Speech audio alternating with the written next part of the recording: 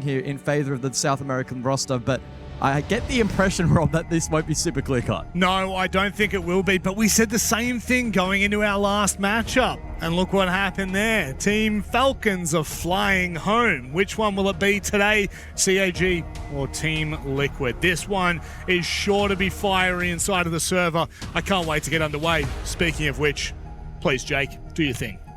Well, let's get underway then, shall we, Rob? Let's not wait around any longer. A chance to get into playoffs, a chance to get into finals, and for this Team Liquid Alienware roster, it's been a nice welcome return to the international fold after obviously missing a little bit of time and in the spotlight, especially for this organization. Let's see if they can make top 8. In their way stands a CAG team that have been at their best so far this Esports World Cup, making it out of play-ins, knocking off some real high-quality opposition. And we spoke about the hurdle back in play-ins, defeating a team like Shopify Rebellion. Well, they got over that hurdle. Unfortunately, in this hurdle race, there's more to come. And there's a big one here for CAG. Can they make top 8? A tantalizing question. Both of these rosters will be very eager to prove a point, as the bans have come through for the first half. It's the Kite and Bandit combo from CAG trying to alleviate pressure onto the hard breach, namely IT Wall. Team Liquid Alienware responding by taking the Monty off the board. They're targeting Anderton here in the first half. And the Glad as well, which is complementary for a lot of different pushes here on this map. So I love the lineup here. In terms of the bans for Team Liquid Alienware, they are respecting CAG. We will update the B stream as well for those that are not watching it. Spoiler in 3, 2, and 1. Of course, Weibo versus Virtus.pro onto the third map. Guys, Weibo did get that all-important attacking round to close the half. Got it to a 4-2 scoreline.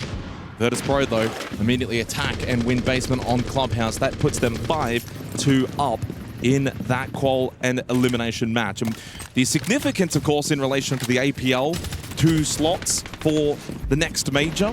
If Weibo are to fall short and lose to Virtus.pro, the Oceanic region will maintain the 2 slots unless CAG can go to a deep top 4 run. If so, then they would claim 2 slots for APAC North. It's a long way to go. Right now, their focus is clearly on beating Team Liquid Alienware and making the top 8. Nighthaven Labs, top floor, slow to get going. But eventually, the IT reinforced wall will be blown open by Zaka. Yeah, checklist stuff currently for CAG. And with the Bandit and the Kite unavailable, that should be expedited for the most part here in the first half. Team Liquid Alienware, though, not short of util for the on-site hold. Keep the barriers for KZ on the Azami. And then JV92 with additional stall out courtesy of the Goyo. Fleetpox as well is an interesting addition here on the Pulse. And can aid in some of the info gathering as Chibisu upside down on that IT wall. Almost able to find Maya, but unable to connect as Anderton, aggressive. Top blue doesn't quite find the timing. Well, he doesn't find a kill, but he gets the position, he gets the space. Left side of the blue hallway. Maya, though, catching out Zaka. Nice opening kill for Team Liquid Alienware. Just as they've given a little bit of space here for CAG. 2 Candelas remaining on the Ying for Anderton. Of course, well known on playing that operator for Leapbox information. And while he went searching off that intel, Anderton catches him. Big kill back for CAG, and maybe one more push coming from KZ. He'll think about it and fall back. Yeah, Anderton, they're not having the confidence to push forward. Goes for the far less risky play, but KZ in the meantime does aggress and find the kill. So diffuser down, Sharif still below, maybe looking for a triple impact, but unfortunately in this round it has not been a success. All impacts of course now used.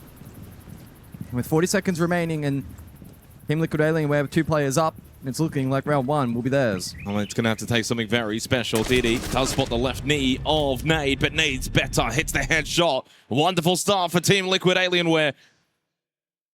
Successful defense on the top floor of Nighthaven Labs.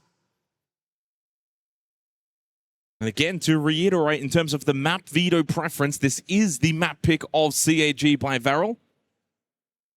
But if I want to add in a small caveat, guys, I kind of look at the map veto here as both teams could probably win either's map pick.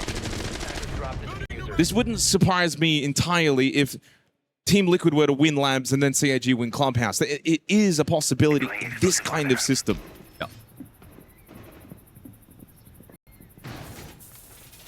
Certainly so. Team Liquid Alienware off to a strong start.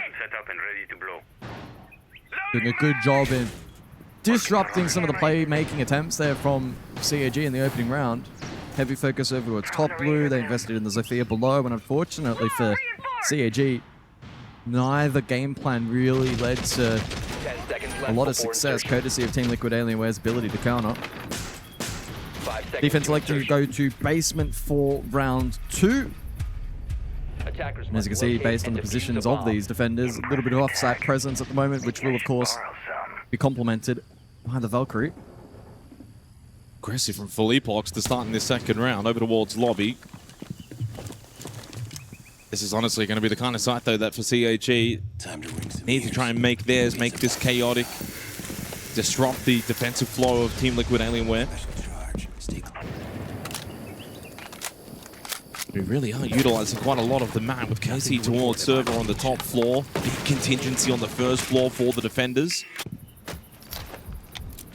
Some serious drywall work coming up. Take cover from the top. Good entry operators available for CAG with the Blitz and the Solid Snake. Zaka will open up Warehouse, and while speaking of the Solid Snake, it is Sharif that finds the entry kill onto KZ. And that was on the top floor, so that means second floor completely vacant now from the defense. And then pushing down to this first floor can happen in a little bit more of a hurry, giving more time then for Didi on the Buck to open up the floorboards. Oh, good ripping information. Chibis, who had a favorable angle but whiffed. Oh, I don't know, that was a tight angle. He shot first. He did shoot first, he had the first chance. Well played from Maya, though. Heads up to read into that play. Need to reload. Equals the numbers. Oh, good read. But a good shot from Sharif. The read was there from JV92, but Sharif Enemy nearby. so far causing a lot of chaos here on the Solid Snake. Yeah, knows where both Philippox and Maya are situated, and it looks like Team Liquid will elect to double down and not rotate over to Exo. It also means that for CAG, they know that the site would only have one player. A rotate back down from Philippox. Maya has to be careful now towards Cafeteria by himself. Everyone else is back to site now for Team Liquid Alienware. Sharif through the wall. Headshot is clean. He's got 3 in the round. And CAG might be on the verge of an early attacking round win. Sharif has been so good at this event, really thriving in the environment. Philippox and Nade now will need to try and aggress. Just the one gas babe up for Nade. And Philippox, will he be flooded? No, not quite, but there is the drop. Philippox is surrounded. He's got Nade for cover towards tank. What a shot though onto Anderton. Nade got rid of Zaka. This gets really spicy, but Sharif finds his 4th. On for the ace, and he'll get it. All 5 for Sharif.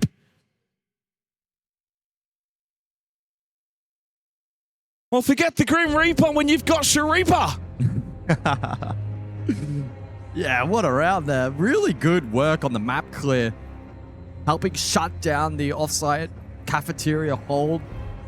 Prior to that as well, with a great read on the Snake Cargo's stairs, and that was what really kick-started the round for him. And then just as it got a little dicey there late round, was able to hold firm. Hitting some sharp shots in that round. 2 versus 2, 30 seconds, isolated Nade. And then Philippox was in an awkward position. And that will be a nice confidence boost for this Japanese squad. Yeah, it's just an early one on the board. Just a way to kind of get your feet wet and say, yeah, we're here to play. We are not afraid of these guys. Top floor is going to be very difficult to attack into, but basement, storage, control, they should be the sites that CAG can certainly find success on their attack in this first half. Sharif with all 5 kills, the ace. He's been such a solid performer so far at the Esports World Cup, guys. How's this for a statistic? As we're in the final day of group stage playoffs to follow, he sits as the 3rd highest rated player, 124 EPS, only behind Wizard and Bay. And get this, he's played 13 maps. So you think about, he's played far more games, and yet his ratios and his percentages are good enough for 3rd.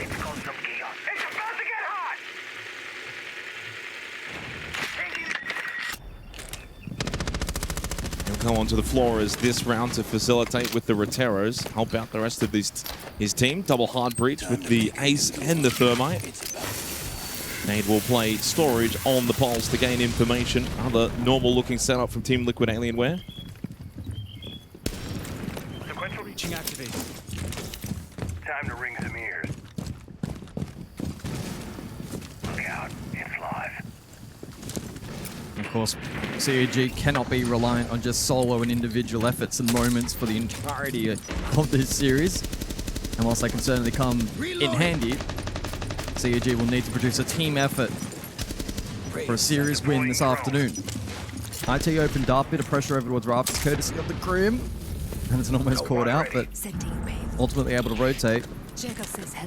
Payload directed elsewhere onto KZ, who is in that warehouse Rafters position. And if they do get this IT control, though, they don't really have much to actually open up the floorboards if they want to play off it. So I think it's more about a case of clear out IT, make sure that Team Liquid are not actually holding that position, try and have to force them out of it. They don't care as much about creating the vert. One ready. I thought maybe they'd go for a direct hit. That will then leave them vulnerable to the pulse. And they can situate a player above for the flank watch against that vert. Henderson does take the space towards IT. Again, good information for Nade. Chibisu. Oh, what a swing though. Maya doubling down, helping out Philippox. Opening kill goes the way of Team Liquid. Here comes Zaka though in the control room push. JV92 was switched on, ready for it, but then switches off quickly. Didi, gotta check your right side. Does it. Easy kill for Nade. Well, Sharif got the ace in the previous round and now needs a quad. Far less time and no teammates to support him. Does get rid of KZ. Philippox is low, drops on down into a warehouse. Kit over towards the hallway. Expecting Team Liquid Alienware to surround him, to push him. Again, though, catches out Nade. 10 seconds, a little bit more doable. Sharif knows where one is. Philippox is low.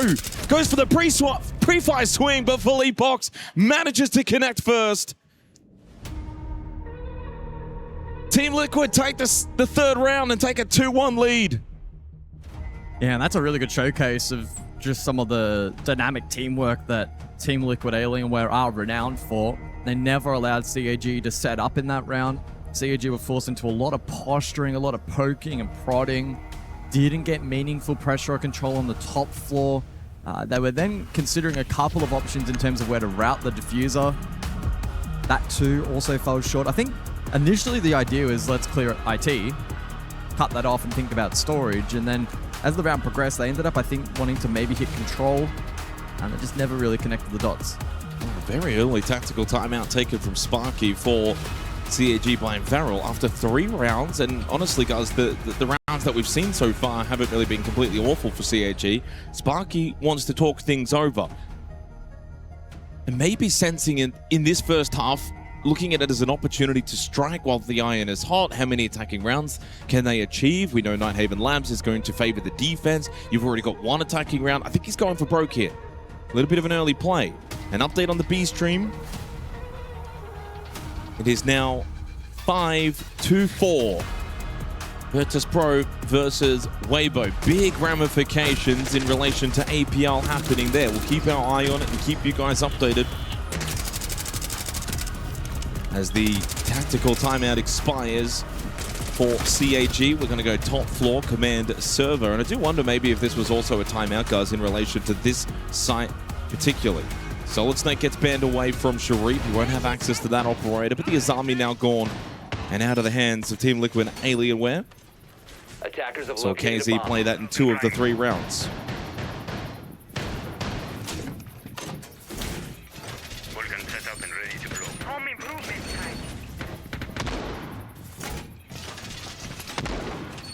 time. Strong start from Team Liquid Alienware, and despite only leading by 1 round, CAG's sole round did come courtesy of an ace.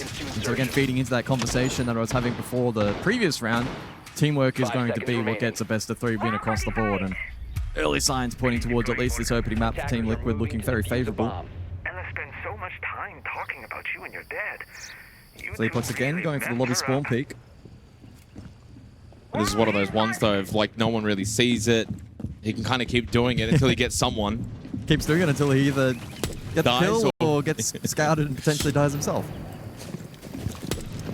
So what's the game plan here for CAG? Tactical timeout taken pretty early on. Not the kind of tactical timeout that we usually see where a team's losing and they need to try and regain some confidence. This feels a little bit more strategical from Sparky. And I don't mind it because there's not really too much else that you're going to get if you're Team Liquid Alienware to talk about right now. You're just on defense. You're just going to be playing a site that's really default, set positions. Information from Philippox inside of Electrical. 2 nitrosols available for the defense. RCE going out. A terrific start for Sharif. Do need others to start getting involved. And speaking of Sharif, KZ puts him in the bin. Lovely headshot through the IT breach. Another opening kill for Team Liquid Alienware, and DD is down but not out. He should be revivable, and indeed will be, as that nitrocell is overthrown. Great work in this round from KZ. Oh my, the timing on that is just ridiculous. Chipisu vaults in and catches the spray from KZ. That was intended for Anaton. An active KZ is now up to 6-2 in this match. And the best thing about this round from Team Liquid Alienware, getting on the front foot and disrupting what CAG wanted to try and accomplish in this round. Whatever strategic element that they thought they could bring into this 4th round is completely offset because of Team Liquid. Good shot found from DD. KZ with the quick trade. And he now has 7 kills of his own. Just need to be mindful that they don't feed ones here. Oh, Philippox. Philippox went for the swing IT. Did end up losing to Anaton. Chance for Zaka, and he hits the headshot, and we've got ourselves a round. Inside of Electrical, Maya stays alive. But Anaton, this could have been done. No, but Maya shuts him down before he had the chance in the 1v2 against 2 defenders, guys that were so low on health. 3-1, Team Liquid Alienware. A little scary there at the end, but ultimately the cross was enough to drown the Blackbeard. But it was the disruption pre-execute there from Team Liquid Alienware that ultimately led to a victorious round. Aggression from KZ on that IT breach. And sure, a little bit of a fortunate timing on the Rafters follow-up. But nonetheless, not allowing CAG to really activate that utility and layer that onto the site and make the anchor work a challenge. That will be a little bit of a wake-up call for CAG that they just need to be incredibly cautious in terms of positioning and timings against the Team Liquid Alienware roster that at the moment is playing a very confident brand of Siege. And KZ is also very active on the defense in this first half. He's had 2 rounds now where he's gotten 3 kills. He's also been involved in 2 entry battles. He's gone 1 for 1.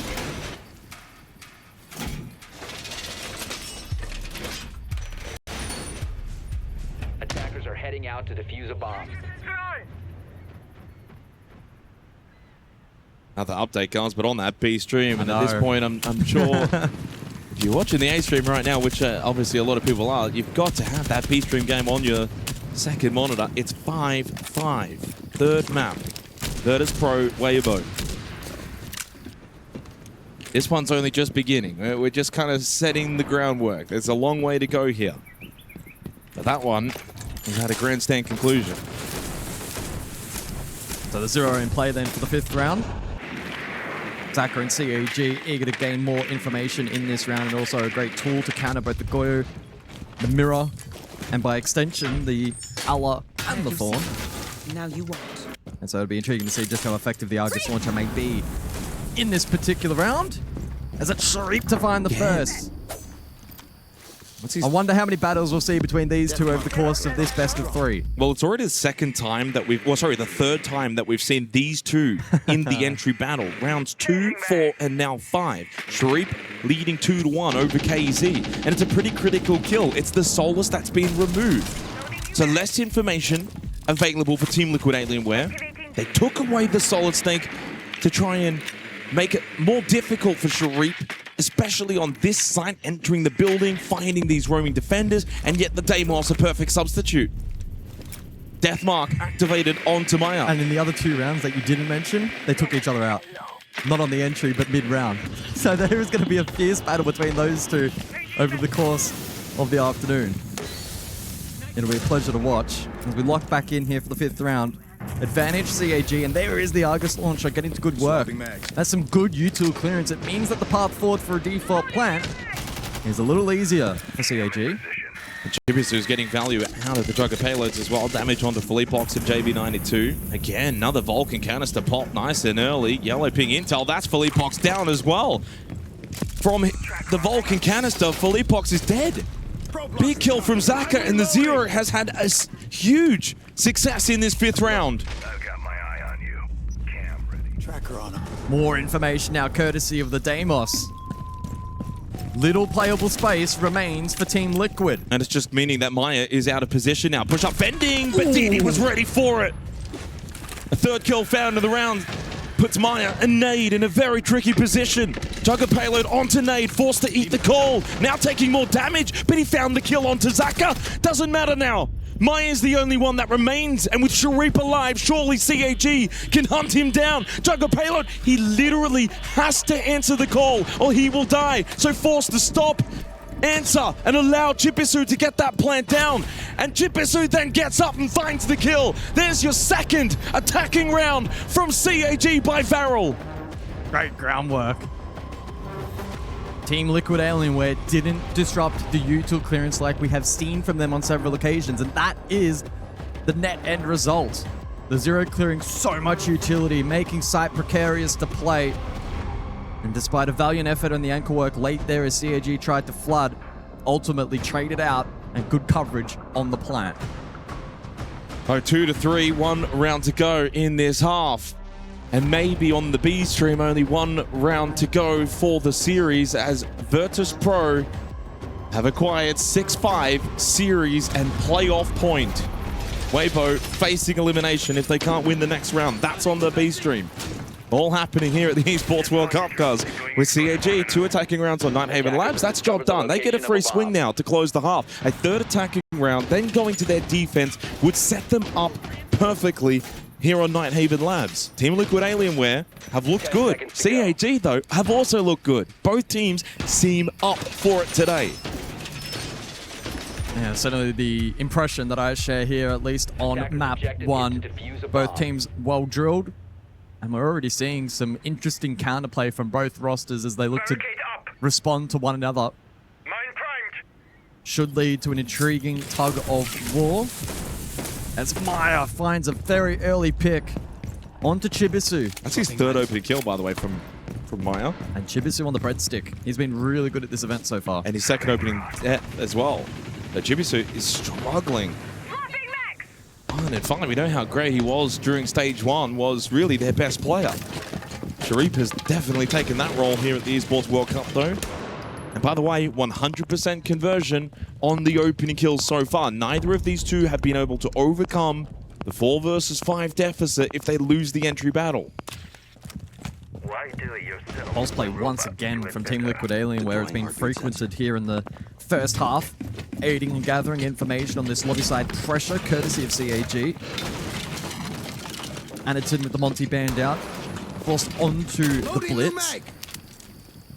And we'll see if that's a difference maker in a round that is going to be, as you're alluding to, very difficult to convert, made even harder as Sharif tries to push blue into the F-Not and slain by JV92. Yeah, I just got that feeling about it, and I know statistically this round seems it's done, but whenever one of these two lose a player, the rest of the team try and then do a little too much to try and bring it back to an equal advantage. Then they're in worse positions, they're searching.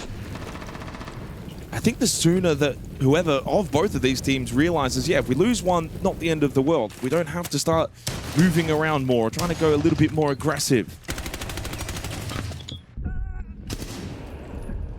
We've actually had 4 straight rounds, by the way, where it's been 2 left alive. This one, though, ends flawlessly, as it seemed it was going to be. That one was done Really, as soon as Chibisu fell early on from Maya, that was the most dominant round that we've seen so far. Good way to close the half for Team Liquid Alienware.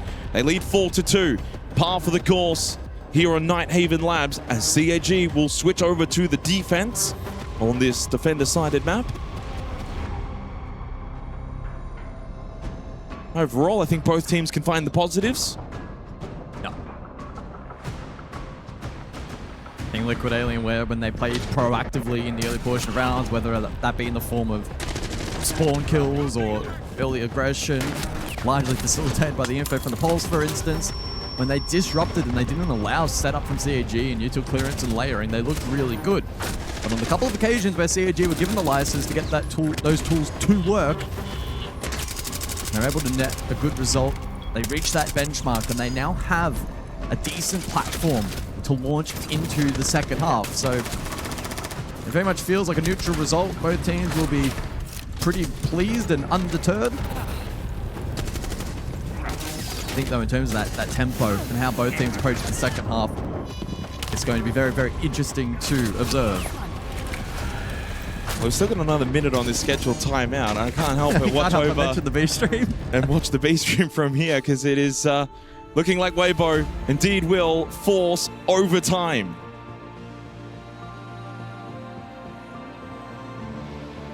You may as well just walk over there and try cast it.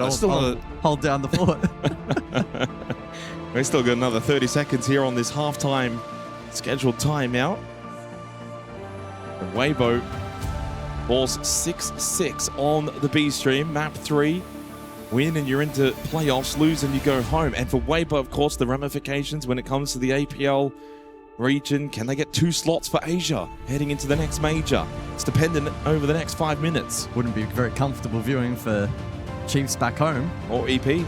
Or EP. So scheduled timeout coming to an end here. We head into the bands as the second half will commence. CAG go defense. Should be a good side for them. Monty and Bandit, the initial bans. Can't help but feel Kaid will follow. And maybe Blackbeard. It's the Grim. And it's the Mirror, interesting. And Mirror is not a bad ban by any means. It does leave the Kaid available.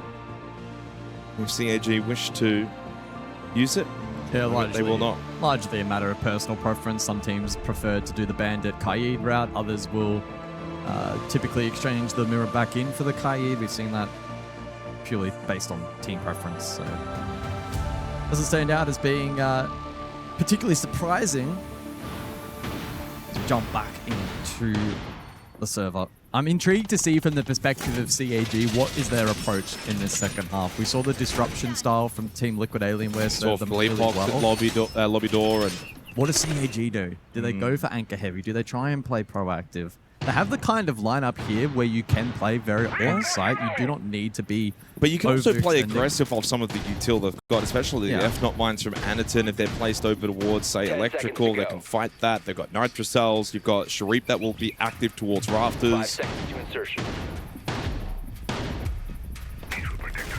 Attackers are moving out to locate a bomb and defuse it. Imagine DD on the warden, though, will be keeping himself really site-focused. 4 flashes available, plus the smokes from the Capitao. This is interesting from Sharif. This is not where you typically see the Azami start. The Azami will start and end at Rafters.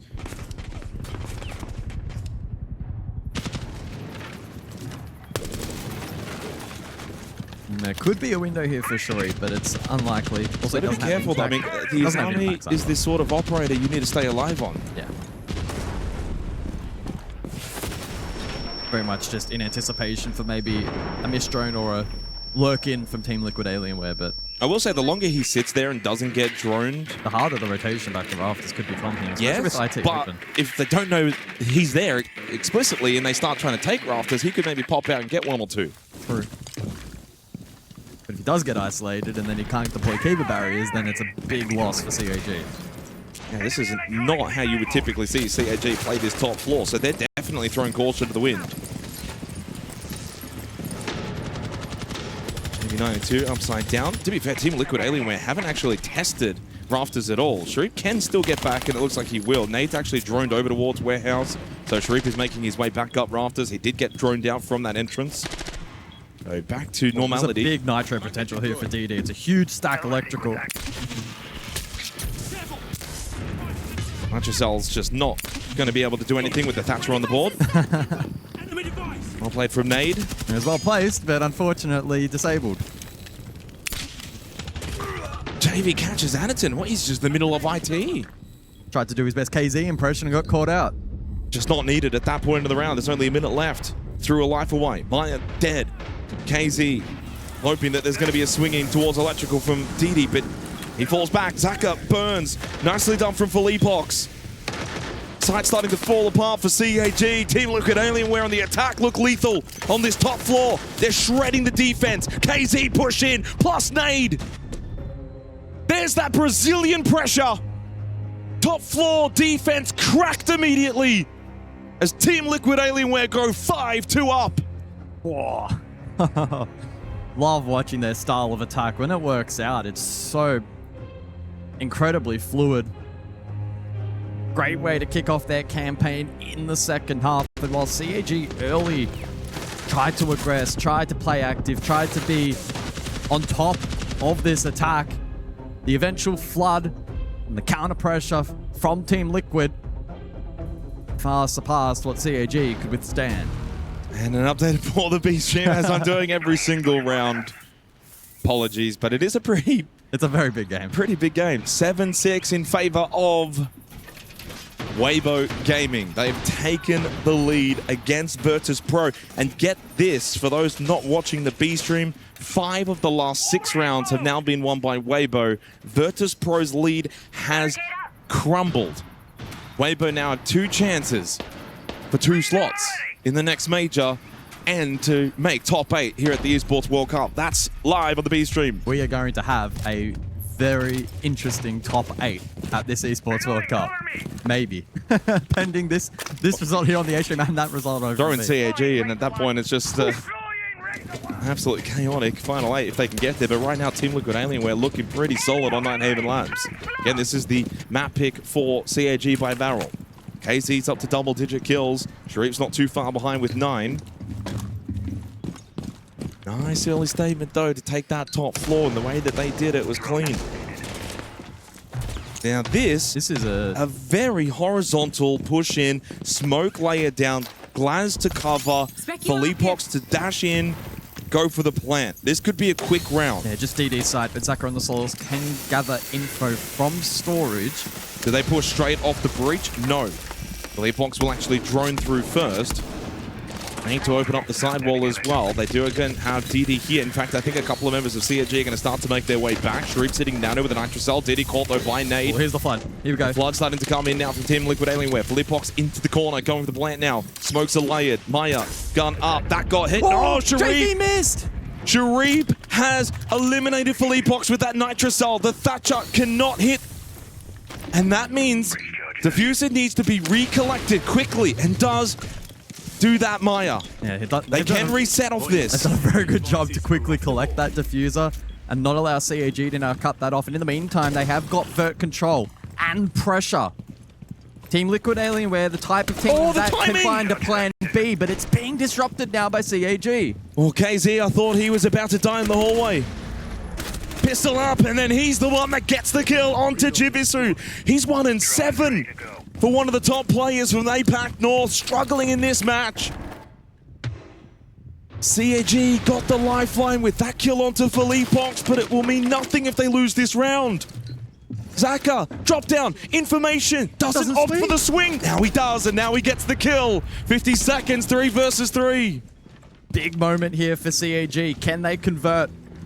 Team Liquid disrupted in this round, and the plan B hasn't been an easy transition. No one on basement now as well for Team Liquid. They've gone fully first floor. They'll play at the drop of the hatches. It means for CAG, they can sit site. They can hold these angled positions. Late drone in. Oh, Anaton! Anaton's just pushed up and found them just sitting at the hatch. Double kill. Shield up, shield down. Anaton's here to flex his guns. To find this third round for CAG, they acquire it. What a play from Anaton. Oh, Great reposition. Team Liquid Alienware tried to go for the direct hit, and JV92 just missed a critical Thatcher shot. The EMP not landing onto the Nitro was denied whilst it was collected, and they tried to go for the Vert take. That too disrupted by CAG. And an update on the B stream as well. Weibo Gaming have eliminated Virtus.pro from the Esports World Cup. They will get into playoffs, and Asia will acquire 2 slots for their sub-region for the next major. VP are eliminated on the B stream. CAG 3-5, huge round win courtesy of Anaton. Now the question will be, there's one APAC team, will there be a second? Yeah, huge moment for Weibo. We're sitting down and watching that game prior to this one here on the A stream, and 10 seconds yeah, left. some really good siege from that second map onwards for those guys, and I'm sure they'll be thrilled with that 5 result seconds remaining. and big implications for APL going forward.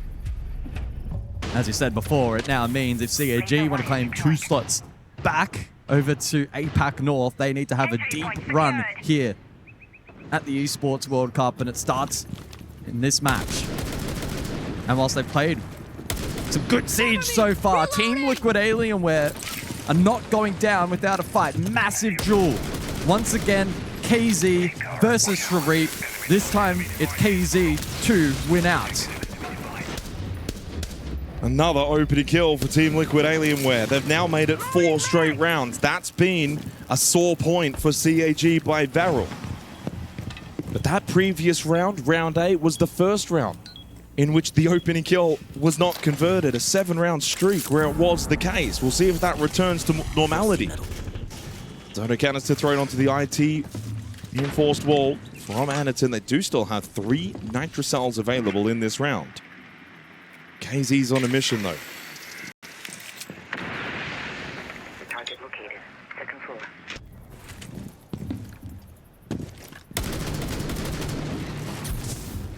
But how does CAG fight themselves back into the round? It's looking dicey at the moment. Anaton thinking about the drone hole nitro for rafters. We'll probably need a distraction or pressure elsewhere if he is to bait that in. Could be for Leapox on the receiving end, but a good gather of info from KZ will make that ineffective. Chibisu in the meantime will get the SMG to work. Maya falls, and so payload's now out of play. DD pressured, and Chibisu falls. Team Liquid Alienware back in an advantageous position, and DD gets timed. Right, as he un-ADS as the swing comes through. Zaka fighting back, but again, immediately under pressure in response. Anaton, what can he do? Not much. Team Liquid Alienware take round 9. Well, I mean, it's again another round where you get that first pick. Things start to crumble for CAG. They couldn't find a way back into the round. Team Liquid Alienware get themselves to 6. 6-3. There's the quick response after CAG's big round win in number 8. It's looking good for Team Liquid Alienware on Nighthaven Labs. 3 straight needed for CAG, and they do not have their tactical timeout, having already taken it very early on in the first half. We head into the bands to see what's up next, but it's a long way back now for CAG by VARREL. Team Liquid Alienware looked really, really good today. It is the Nomad, and it is the Wamai.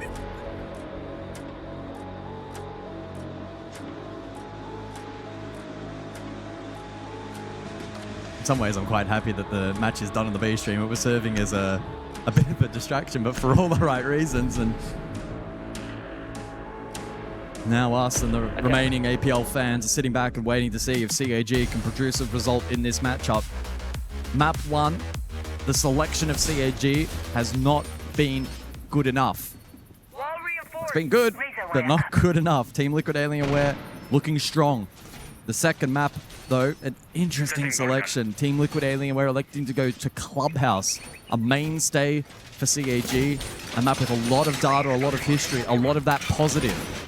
So there is the potential that even if this first map goes the way of Team Liquid Alienware, CAG can fight back. 5 seconds left. 3 more opportunities in regulation as we go to the tertiary site. Team Liquid's map pick of Clubhouse up next as well bodes well for them. So far, There is only one Brazilian team that is currently qualifying for playoffs, that being FaZe Clan. They'd love to join their brothers. Of course, Furia versus Fnatic to follow up on the B stream is going to be an intriguing matchup as well. Well, the opening kill is just so vital from what we've seen in this match. 9 rounds played for an 8-to-1 conversion. And it's 4 straight for Team Liquid Alienware, so no surprise as to why they're leading so extensively now.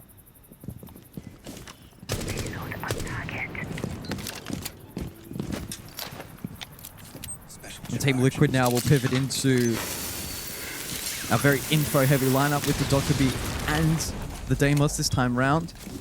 And that will be complemented by the Blitz. We'll see what kind of approach they go for. I guess the default game plan here will be IT open, then think about storage. Initially that posing some problems, but it should be pretty easy to recover. And now you could deal with those electric claws, but oh, this is interesting. Anderson immediately in their face. Well, DD's taken down by Philippox. He got quickly traded by Zaka. Here comes Chibitsu. Cool. The run outside. Couldn't get back inside, though. KZ went for the plant, by the way, and Anderton was able to find the kill as JV92 shuts down Zaka after he too got one earlier. It's down to just Sharif and Anderton. And to be fair, the case is in a bit of a tricky spot, though, as well for Team Liquid Alienware, but Maya with the Vendetta gets rid of the Sharipa. So it's only Anderton that remains, but he finds a crucial kill onto Nade. Plant going down from JV92 inside of storage. It will be a post plant now for Anderton. And Deathmark. Surely no chance for Anderton. Position now known. But he too also knows where Maya is located. Kiba barrier, the delay, the time, it's awful for Anderton. He'll think about going the long way round. He knows he needs to find the kills. He knows this vault in is going to be so difficult. Well played from Maya as Team Liquid Alienware get the opening map in this series. 1 map away from making it to playoffs here at the Esports World Cup. Clinical performance on map 1. Still potentially a long way to go in this series. No, because I just realized we're going to keep talking. Oh, I missed it by about 10 seconds. And on that note, Jake, Xenox, Dinny, Michael, Guz, Gary, it is time for us to get underway with this one. CAG by VARREL unfortunately backs up against the wall. Team Liquid Alienware are looking damn good and look like they deserve a quarterfinal. Well, they certainly do look like they deserve the quarterfinal. After that opening map, they can be very difficult to stop. CAG by VARREL as well. At the very least, guys, they start defense here on Clubhouse. That's a good sign for them to maybe get comfortable, win a few rounds, try and dictate things early on, put Team Liquid Alienware a little bit on the back foot. I think for me, one curveball we haven't mentioned for this second specific map is with there being so much data, so many VODs, but both teams, many replay files. I would probably, and this is not disrespect at all to the support staff of CAG, I think that Team Liquid Alienware in terms of the behind the scenes theory crafting, it's probably going to be a little stronger. At least that would be my read. And so it means that over the course of this map, if CAG get hard counted on some of the strats and some of the ideas that have seen them success here on Club, then they're going to be put into a tricky position to try and fight their way back into the map. Unfortunately, it is Clubhouse, though. Of all maps, it's probably the one map where you... Yes, it is one of the only maps... get so much unique information, is probably the best way to phrase it. Correct. 5 seconds to go. So CAG by VARREL fighting for their tournament life here on the second map of this series. But it's not the first time at the Esports World Cup, guys, that they've had to fight for their tournament lifeline. They go all the way back to play-ins when they have to beat Shopify Rebellion. And since then have gone on a pretty decent run. They beat All Gamers, took a map off Dark Zero, and here they are now against Team Liquid Alienware.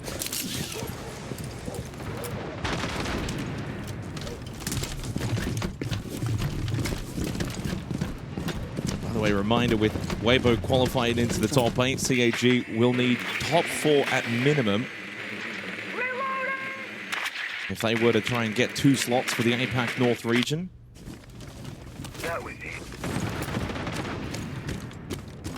Basement to begin.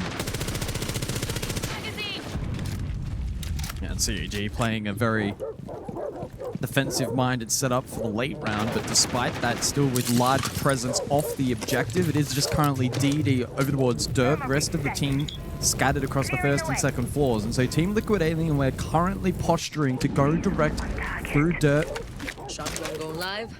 Splitting the attack a little bit elsewhere, though. This is interesting. Sharif like by himself inside a cache. He needs to make his way down red stairs, get a bit of help from Anaton. Anaton, though, battling, and he gets taken down very, very low. So Anaton's low because he had to come and salvage Sharif's positioning. They do eventually escape back down to basement, but at what cost? Now Anaton is on 1 HP. Sharif also took some damage, and with that, Team Liquid Alienware have got first floor control. They've also got Philippox in a pretty deep position towards Dirt. Lovely clear onto Sharif. So far, the first engagements have all gone the way of Team Liquid Alienware. Oh, Philippox almost catching a timing. Looks for the pushback. Lovely job from Philippox. Completely outplays Sharif. I don't know what Chibisu's doing there. Just zero awareness. CAG getting completely torn to shreds. That is a lesson on how to play this game from Team Liquid Alienware. CAG asleep at the wheel. That is a combination of two things. One, a really solid round from the attack, and two, probably the worst played round from CAG at the event so far. Yeah, they got just completely decimated on a lot of those key positions, the key fights early. CAG trying to play a bit of a soft roam, and whilst they did rotate back towards side, it was a devastating push courtesy of the Blackbeard of Philippox Dirt. Nothing Sharif could really do. Shibisu then got caught pushing blue, left Anaton on an island gen, completely capitulating in that round. And whilst each round should be taken on its own merit, if we start to see that become a trend, maybe this storyline will turn into CAG running out of gas again at an international event. Yeah, I mean, they, along with Fnatic, have played the most amount of games at this event so far, being the play-in winners and still at the tournament. I'm reloading. 10 seconds After to a go. while, you wonder, yeah, how much more adrenaline have they got in the tank? How much more can they give? This is going to be a tough ask, and the fact that they've just given up an attacking round Team Liquid on the opening round, it's just not a good start. If CAG go on to lose this map, but they play well, that's one thing. We saw Labs that the siege overall was actually really not that poor. They can't let it deteriorate here on the second map, where especially on Club, those mistakes will be exposed. And it can get really ugly. Yep. Got to maintain touching distance. On the flip side, Team Liquid Alienware look like they're just ramping up for a deep run here at the Esports World Cup. If they can just breeze past the CAG team that's caused quite a lot of headaches, they're going to be well placed going into the final 8. Got to get there first, though. So far, I mean, I don't think we've really seen Team Liquid make many mistakes at all. They've been clinical, and that's what you typically expect out of the Brazilian teams. If you're going to beat them, you've just got to be better than them. They're not going to make a lot of mistakes. Yeah, they're a well-oiled machine this afternoon. It's been fun to watch. Oh, Didi is so uncomfortable. Logi drops successful. Didi actually ended up finding the kill onto KZ. Turn around, and here was Philippox. Good trade from Zaka, but then there comes Maya, and suddenly it's T-Law that have got themselves a 3 versus 2, and stuck inside a bathroom is Sharif. Lovely swing headshot. Needs to find the last 2 on the nade in JB92. The swing, though, from JB92 is exquisite. 2-0 start on the attacker club. Team Liquid Alienware have top 8 in their sights. Oh, they're not messing around. Not worried about clearing cash. I wonder if Spark is going to call a timeout again early here. He called it after 3 rounds back on Nighthaven Labs. Probably not yet. But those kind of direct attacks are what can make this a devastating result and could lead to a quick and big blowout. There's a big snowball over towards Logi. CAG initially kept pace up until the 3-3, then Zaka got caught on the gym rotate, and from there, Team Liquid Alienware were able to steamroll advantage and play nicely into what eventuated as a 2v1 with info on bathroom. And so far, determining the tempo and the direction of this half, which on a map such as Club, when you're on the attack, puts you in such a strong position. CAG need to come up with answers quickly if they want to maintain touching distance with their opposition. Over to Cash for round 3. And looking to play into the lounge hole below, courtesy of Castle. And the default denial, courtesy of Tachenko. I should add, Gym Bedroom, by the way, as a site objective these days, guys, is very much attacker-sided. Look at the statistics. The SAL, it sits at a 58% attacker win rate. For the APAC North region, though, it sits at 50-50, but both Basement and CCTV Cash are far more defender-sided. So if you're CAG, maybe you don't get too hung up on that particular site. Maybe there is a level of expectation that Gym Bedroom will be difficult to defend in this map. But really now, you must be winning Cash and CCTV if you're much of a chance here. And it's in again onto the Clash. Early ROU thrown out from JB92 as Nade sits on the other side of the CC window outside of the balcony of construction. KZ dead early. Jibisu's found two. Eventually overcooks and dies to Maya. Angles being opened up from Nade and Zaka falls inside of Cash. Can they get the revive? Anaton's just pivoted over to provide a little shield cover so they can get him back up, of which they do. And then it's Zaka that finds the kill onto Nade. Was that with the gas pipe? Yeah. I don't see that much these days, ever since they first came in. And honestly now leaves Team Liquid in a very tricky position because you've got JV92 just outside breach. Maya's all the way out on the subroof balcony. They are well and truly split from each other and they don't have kit. Yeah, they just didn't have the util there for the follow-up onto Rez. If Nade had a frag grenade, that could have played out very, very differently. But CAG have afforded themselves a strong advantage. Plenty of time for the problem solve here, but limited utility, and CAG with some strong defensive operators still up. Most importantly, they've still got Sharif playing that Rafters position, so they've got this covered nicely. JB92 forcing his way in. There is that cover from Rafters, courtesy of Sharif. He gets them both. CAG win out on Cash and CCTV. They're on the board here on Clubhouse. They'll go Basement next after this. Well, the pressures of an elimination match are palpable. Every single round, every single moment mattering. And in that round, Chibisu comes to the foray. Yeah, he was 2-9 back on the opening map of Labs. We questioned his impact on the match at an event that has been tricky for him despite a very, very strong domestic result in APAC North. So maybe that will just settle the nerves a little bit for him in particular now going forward. It was a nice double on the Logi side. It gave his team a really nice platform to then play off for the trade as the round progressed. It also wards off that tactical timeout. Sparky can pocket that for later on. It will be the Monty and the Wamai out of play for the remainder of the half. Monty hasn't been played in this half. It's been all Blackbeard from Full Epochs. And it will be Blackbeard again.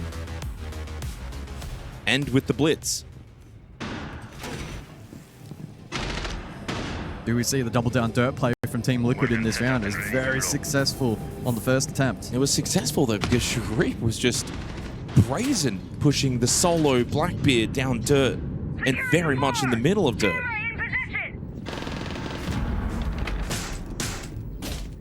Leadbox looks like he's going to switch off the Blackbeard, and same with KZ. He'll go Deimos and they'll bring the Thermite, so hard breach will be doubled up for Team Liquid. Which would suggest they'll go for the full map clear. And this lineup from CAG theoretically should be a little weaker than the first attempt, I would imagine.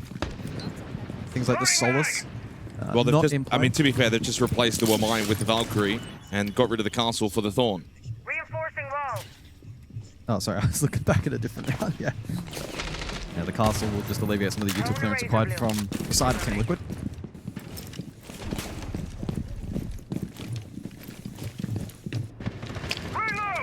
Makes sense in some ways. The Razor Blooms can help with that shield play, but the shields have been put to the side in this round for Team Liquid. Really big fucking As you mentioned, they will go top down clear. They'll eventually get Nade over towards Kitchen and the hallway position. They'll open up the floors with the skeleton key of the Buck. Sharif, this is intriguing. He can catch the timing. He could get the kill. Oh, no, that's not what you want to do, though. And he'll go for it again, but he loses the battle to Maya. That was a big overcook. Careful. I mean, that right there, though, is where you've just got to say, you know what, I messed up. Or hang on, double down Chibisu. Impact onto Maya to finish him off. Jeez, that's so risky to KZ swing secret, that KZ window. secret. KZ inside a secret. One goes prone. Got one, not the second. Jibissu salvaging it. At the very least, the 3 versus 3. And more importantly, it's the Azami that stays alive. You don't need the Valkyrie. Get those keeper barriers into the server. Anatim will sit now in the grave and watch the cameras. Yeah, very chaotic mid-round. And no IQ remaining either. So Garage, Stock, and Bar are where the Valkyrie cameras are placed. They'll have a lot of information on this first floor positioning of Team Liquid. Yeah, they should have a pretty proactive read as to whether or not this ends up being a kit drop or a moto drop. Still 2 exos as well for Philippox if they want to go for trip wall. But there's options aplenty for Team Liquid. Zach is up in Garage. Maybe trying to play proactively off that info. This is risky. He's on the move. Never mind, he just drops Oil Pit. And it looks like the attack only have an Arsenal and a second floor cam at the moment. So the flank, if it were to be attempted, would probably be favorable. I mean, CAG, no, this is not going to be a blue side here. That means Zaki can play there pretty safely. They're probably cluing on to the fact. Bot main, maybe Kitchen, certainly Moto's a possibility. Got to be Kitchen. They've got so much info on Arsenal. 2 drones. 30 seconds, so they're going to go for it now just to make sure they don't leave little time remaining. Leapbox holding the angle. Jibisu's going to give him nothing, still has a keeper barrier available, and also an impact grenade too. 1 gas babe for DD as we head into the final 18 seconds. Need to make this smoke count. Can Chibisu deny the drop? Has to be clean. Flash thrown in. There's the drop and an immediate kill onto Philippox. The second drop to follow. Nicely done from Nade. Collects the kit, but has only got 4 seconds to then go for the kills. He'll go for the plant. He needs to stick it. Round is done. CAG make it back-to-back round wins. We're tied on Clubhouse. That's better. CAG have been able to come alive. Some good moments in the rounds that they have been able to close. Just enough to settle those nerves, which I think maybe did permeate back on map 1. It was a 3 versus 3 for the majority of that round. It was ugly early from Sharif. Impact got the extinguisher. But then he got a helping hand from Chibisu.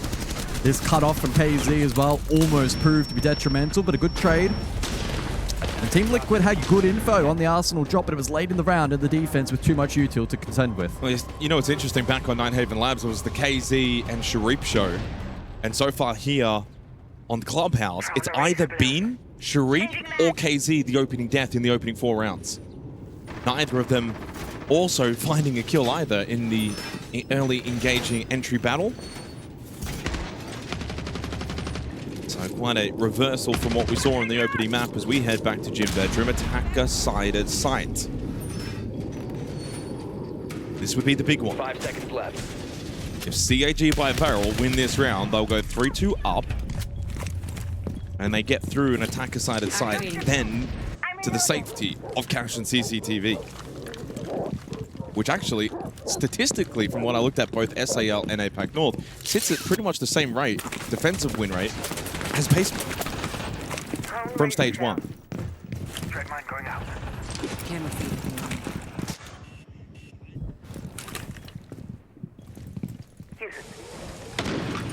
We'll see what kind of investment CAG elect to make on Cash side, currently cleared by them. This is where the Monty ban comes into effect as well. When you think about clearing rafters, you typically like to bring the Kappa Tower with the Monty, clear out. Don't have that available. Philippox with the ROUs.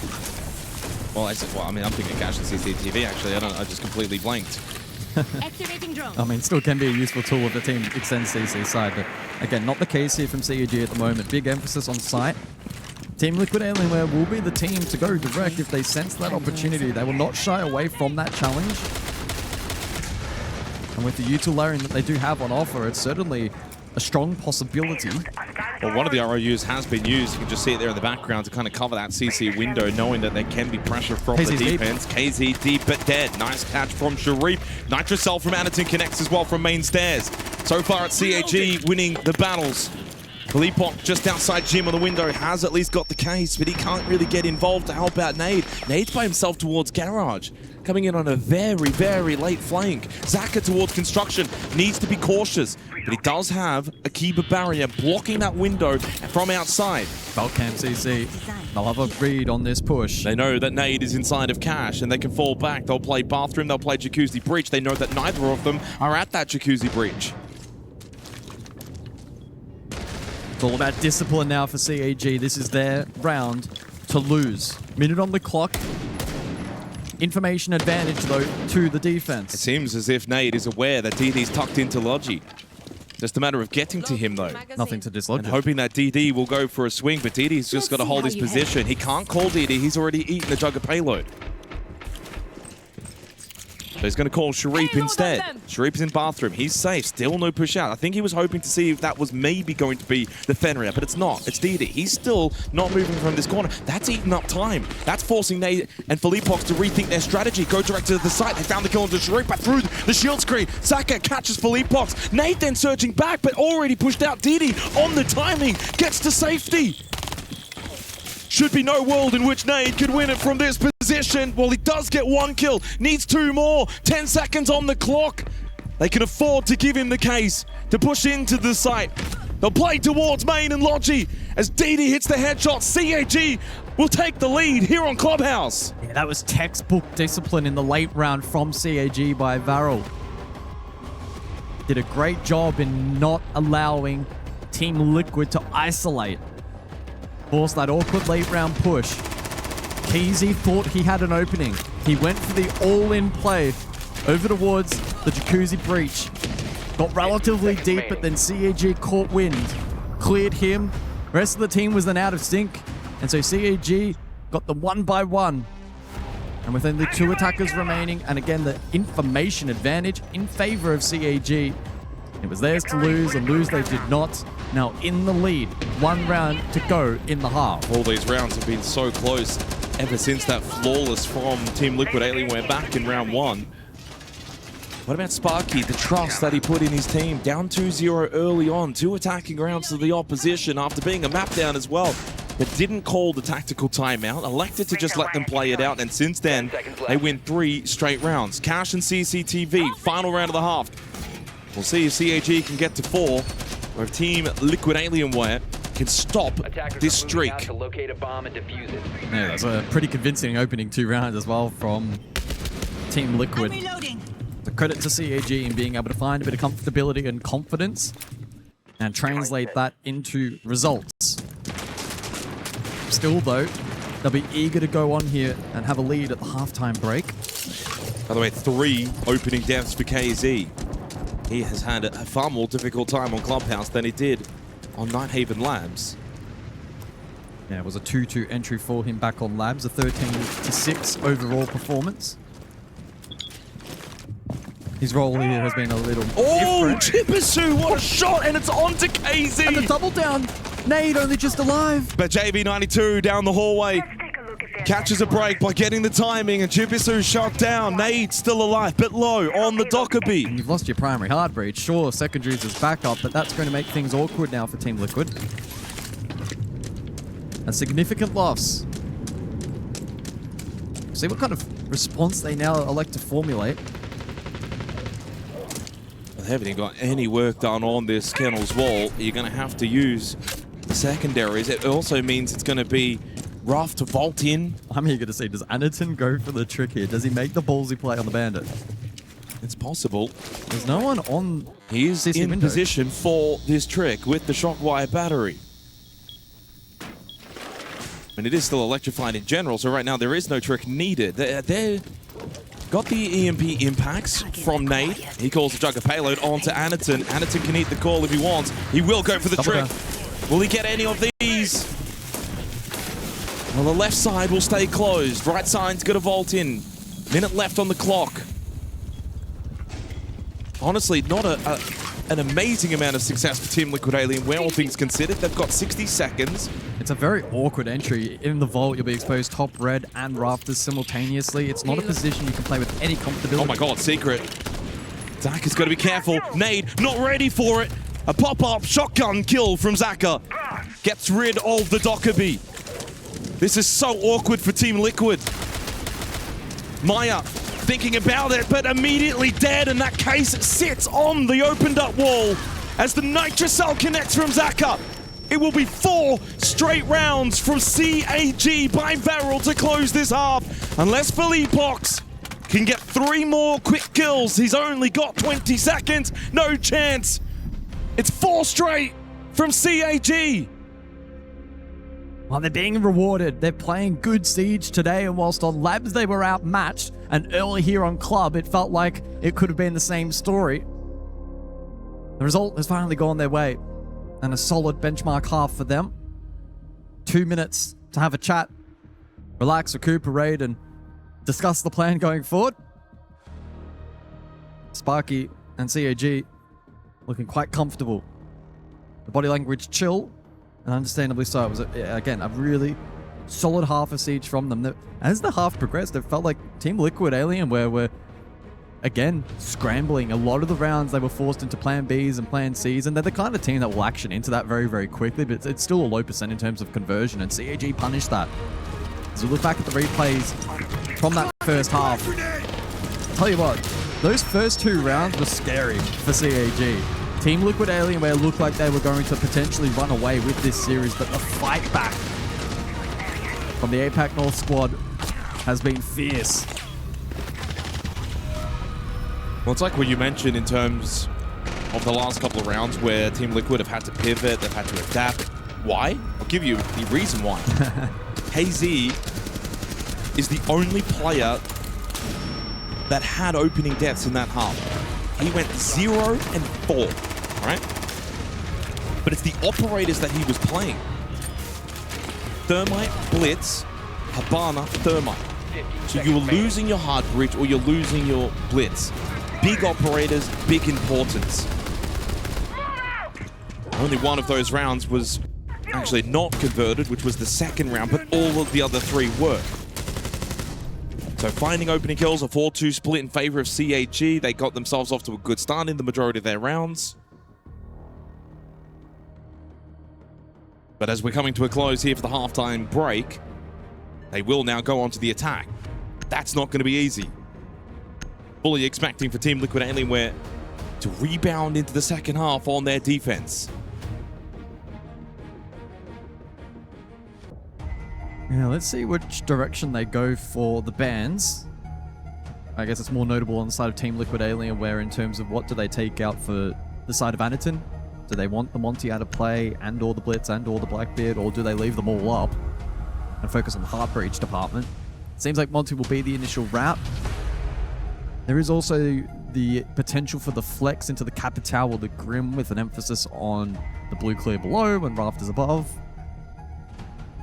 See what the game plan ends up being here for Team Liquid. Typically here on Clubhouse, they will ban out Hard Breach, actually. Monty is a rarity. So there is the Hard Breach. Equal with the Ace. They'll typically go for the double down, but on this occasion, they complemented and respect Anaton by taking the Monty out of play. From the side of CAG, it's basically the standard with the Kaid and the Bandit. Well, the real test is going to be now for CAG, what their attack is going to look like into the Brazilians. I think we'll get a pretty good idea quickly as we begin the second half. Also, Team Liquid Alienware, a very intriguing defensive lineup when you've got Maya on the scope hole. So every time you see that purple icon, you think, well, what are we up for in this round? How is he going to want to play it? Bomb located by attackers. Sometimes the scope pulse is almost used as an inadvertent time denial. You know, you put a bathroom, they're forced to clear it, they've got to maybe use utility to clear it. The perceived threat more than the active transfer. The web of the tripwire connectors placed by Nade as well. Well, given they've castled off strip side, it's not going to be a solo strip hold. It will probably be time wastage up above, then goes back to your point. Do we see the bathroom shell, or do we see a variant on that? Maybe more emphasis cache side, for instance. But it's heavy off-site play from Team Liquid currently. Not a single member of the defense basement. CAG could see this then as an opportunity and a vulnerability to go direct from dirt, but currently posturing for the clear elsewhere. And with the Solid Snake and the Blitz, I don't think that's the best idea. The worst of it is, whoa. At least they got the trade, but again, it's the key operators that are dying early. We saw it from Team Liquid in the first half, and it's CAG to be on the receiving end here in round 7. I mean, if you get the shell, that's just if you can take the Blitz, that's a big win from the scope pulse. It may be a 4 versus 4, right? So numbers are equal, but the scope pulse is irrelevant in terms of utility in comparison to the Blitz. That's a huge win for Team Liquid Alienware. Big loss for CAG. They lose their shield. They lose the heart and soul of this roster in Anaton. They must now go it alone without him. Sharipe will gain some information with the radar. That need needs to be good, and it will be. That's JV92 inside of bar. Philippox wins a battle towards Stock. Some aggressive positioning here from Team Liquid Alienware, and maybe now they've seen enough. 4 versus 3 is a good time to fall back, play sight. They'll play 4 stack down below. A very positive position now for Team Liquid. Ready for reach. Got that advantage. They've wasted half the round. They've drawn out utility from this attack. Charging position. Now very much a case of converting this advantageous position. CAG will need to try and problem solve their way through and try and attack blue side. And whilst initially it's good onto JV92, Philippox finds the trade. DD drops down into Moto. They're just going to go for it while there's still a lot of time on the clock. DD may not actually be known with his positioning and will just go for the plant. Taps it once, has ping information. They have the shell as well to watch. JV92 trying to keep an eye on things inside a church. So Team Liquid Alienware are not in the dark here. Chibisu just trying to draw some attention away. KZ clears out DD though, and Chibisu by himself trapped inside a Moto. Needs to push clear. Bot main does get one onto Nade. Pops the fire extinguisher to buy some time, and I like this with the secondary hard bridge. Open up the wall. Well, he's already got one. Side opened up. That's his third kill in the round, and we've got a beeline 1v1. Philippox versus Chibisu. And there is still 20 seconds. And the bees. Oh, Chibisu! The bees weren't needed. The gun does it all. That is a huge round from Chibisu. He's been missing all tournament long, but comes up clutch in the biggest game. 5-2 lead for CAG by VARREL. That is a huge moment. Team Liquid, the early to mid round was absolutely spot on. CAG lost the blitz early, and Team Liquid were able to peel back to start, reinforce their positions, and set themselves up for the kind of round that they shouldn't be losing. But Chibisu fought his way on that short position. Oh my word. Whilst they did land, ultimately not needed. Philippox was left in a terrible position. He capitalized. Massive moment for CAG. Well, if he's back now, this whole series can change pretty quickly. 9-6, the best player from APAC North in Stage 1. He's been struggling at the Esports World Cup. Sharipe has really covered over the cracks. But if he's back and we go to a third map, this could get really dangerous for Team Liquid. In fact, it already is, considering they're 3 rounds down. As CAG also are able to take basement on the attack. It's also now 5 consecutive round wins. All the momentum is with the APAC North team. 2 rounds away from getting us to bank. KZ looking for a secret window peek. It doesn't connect as he falls back up top red. It's Cash and CCTV. He's looking to get himself back into the map. Yeah, he hasn't been in the map. While KZ's seen a decline, Chibisu's seen a rise. And Sharipe is still going really nicely at 7-4. What can Team Liquid Alienware do to get themselves back into Clubhouse? Their map pick.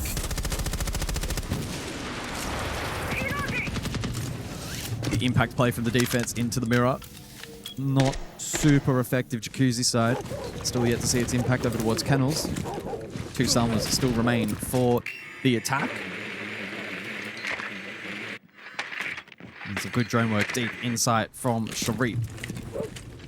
A pretty heavy extension, by the way, over to gym bedroom side for the defense. You look at the vert potential here for the attack, right? Deimos, Chibisu, and then Sharipe can go for triple impact Cash. It makes that part of the map increasingly difficult to play, but you're right. Team Liquid are fully invested over towards bedroom side. It means they can get cut off.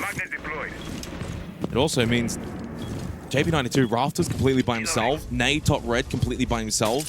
There are some vulnerable positions, but CAG look pretty steadfast in wanting to clear from gym bedroom side. Yellow pink, Sharipe lurking below.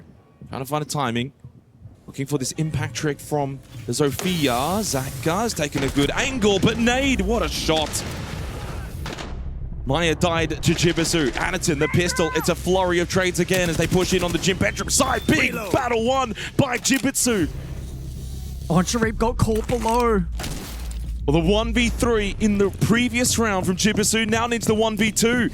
Rushing of this information from the death mark, but rushes past the doorway, and JV92 was ready for it. There's the bounce back round from Team Liquid, finally stopping this run of rounds from CAG. Stops at 5. A couple of moments of hesitation. Zaka with the half peak. Con got caught. And then down below, Sharif never had a serious opportunity to land the double impact or the triple impact. And it then meant that the tradability of that push Jacuzzi side was always going to be compromised. Maybe you could have taken initiative, tried to pinch from top red, or find a different avenue to support the team. Either way, it was some sharpshooting from Team Liquid to generate a result. Sparky's mouth is covered, which means he's talking to the boys, CAG with their tack. But it goes by quickly, only 10 seconds remain to formulate a map-winning play.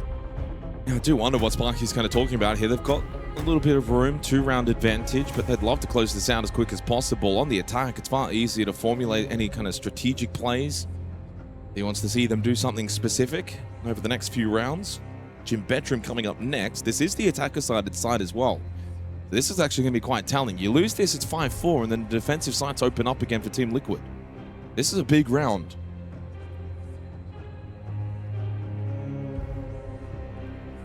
Igor doesn't look too distressed either. I mean, they are a map up in the series. He also still retains a timeout for Team Liquid. Changing mag. Well, the story on Clubhouse has been all about Chibisu's return, 11-7. If you want to nitpick a little bit, Hannington has also struggled similar to KZ. Some big hitters down on form in the second map of this series. A combination of both maps, Sharif 17-12, equals still with KZ 17-13.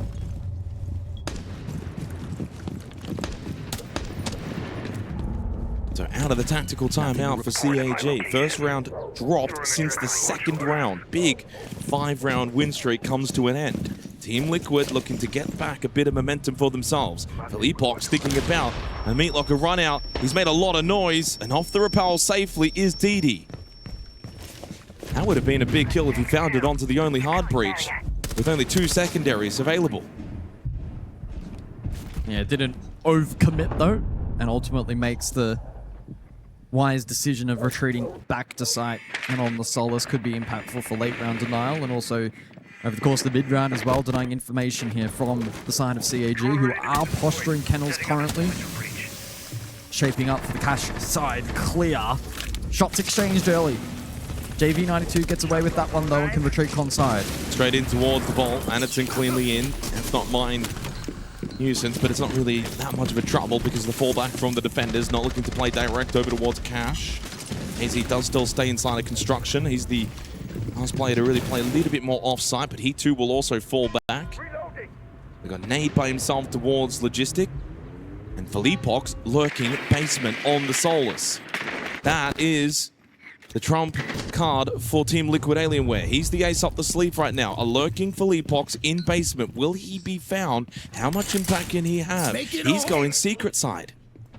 Chiba deployed. Could come down to a timing with Sharif on that solid snake. Although he goes up red. Has Anderton heard this? I think he has. Anderton seems like he's got the idea of Philippok's position. Anderton he's pinched. He's getting completely pinched. He's dead. Good clear from Team Liquid. KZ then at the window. Gets rid of Chibisu. Didi needs to save today at the breach, but 2 goes down. Philippok's huge kill. What a round from Team Liquid Alienware. Off the back of the Philippok's play basement. They got a great pinch onto Anderton. Sharif by himself in a 1 versus 5. He's got a player prone to the right side. One standing tall, left side. That's Nade. JV, though, finds the kill. Flawless from the Brazilians. They make it 2 straight. And they make it now very worrying for CAG. It's 5-4 all of a sudden. That lead has evaporated. Yeah, really great play from Team Liquid. The comms from Philippok's on point. He asked for assistance CC side, and that's exactly what he got. They flood, they retake, and ultimately win out the round. And so now pressure seriously mounting against CAG.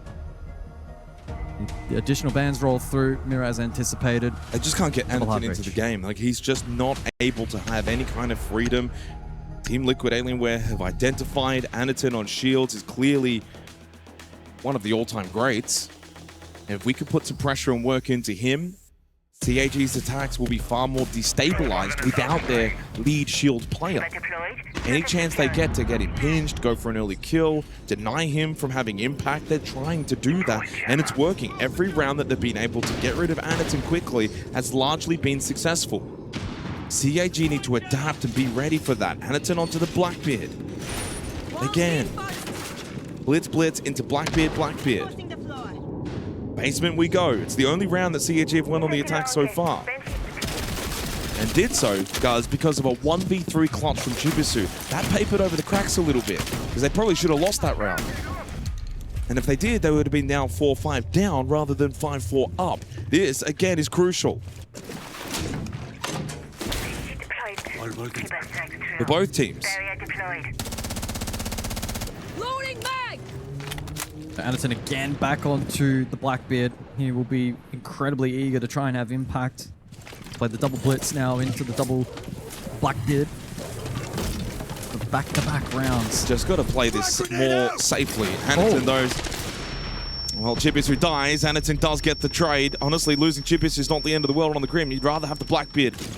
Maybe try and get some form into Anakin. Maya, by the way, is in Garage. And misdroned. Oh no, this could be terrible.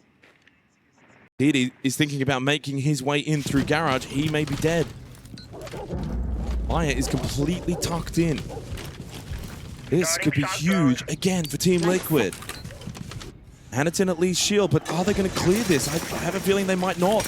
Although Maya has to give his position away. It seems like they do have an idea. He can't make it back down Oil Pit. What a clear from CAG. Where did that come from? I can't believe they got the read. That's perfect from CAG. It also gets Philippox out of play. He's stranded over towards CCTV.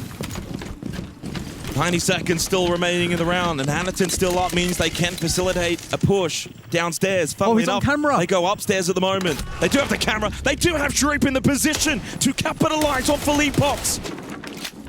On the verge of getting 2 map points now. KZ and JV92, though, will stand tall.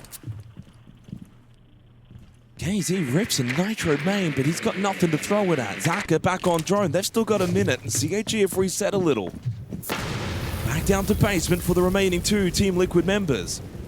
A couple of discs and magnets available for KZ. He had 3, he's got 2 left. May as well get those out. He's also still got that Nitro cell. Did not end up throwing it. Yeah, it could be impactful. Full belt of util for Sharip on the cap, and DD still with a Candela. Might get caught now. Not a lot of time remaining in the round, 40 seconds. But I like the fact that CAG have reset all the timing on that little peek through the hatch. Sharif takes a bullet to the shoulder, but they know that's a blue side stack. Oh, JV92! What a shot! May just rip the hearts out of CAG with that one. They thought they were on the brink of 6-4. Now a 2v2. But Didi catches JV92. KZ left, has the ping, but Sharif has the headshot. CAG by VARREL have got 2 map points against Team Liquid Alienware. We may just get to map 3 after all. They get away with it that time. CAG, that was a scary round, especially on the Maya Clear Garage, but they got the read required, then dealt with Philippox above, and whilst even at the very tail end, JV92, with his gasping breath, found 2. They were good enough to get the job done. 6-4 the scoreline.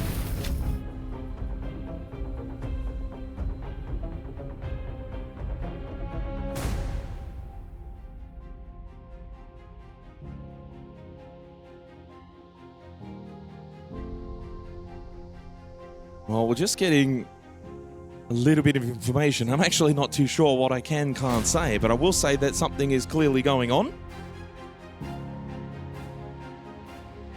There is a discussion being had with Sparky on the stage. just having a discussion with the... I don't actually know if it's a referee or an admin. Maybe, I guess that's the same thing. 6-1 half a dozen. Igor as well, by the way, is speaking to a referee. And then actually just went over to JV92 and said something. Well, tense moments, both in and out of the server at the moment, to reiterate. Yeah, absolutely. 6-4 lead for CAG. Two chances to get to map 3.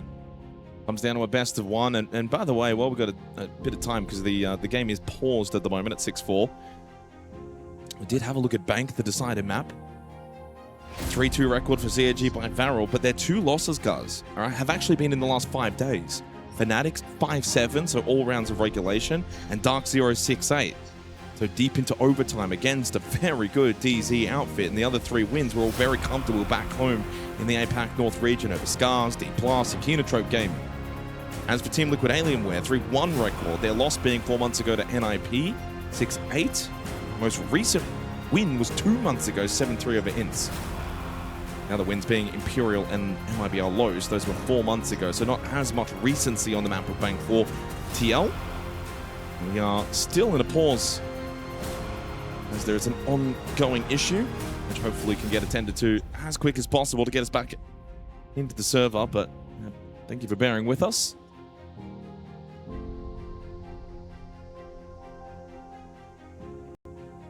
Sparky, I'm just looking over my shoulder, is shaking his head. He's actually... I'm not too sure. He's actually... Is he speaking to the Liquid players? Is he looking over at Fleepox? I'm a little concerned. I'm a little bit confused right now. That's what it looks like.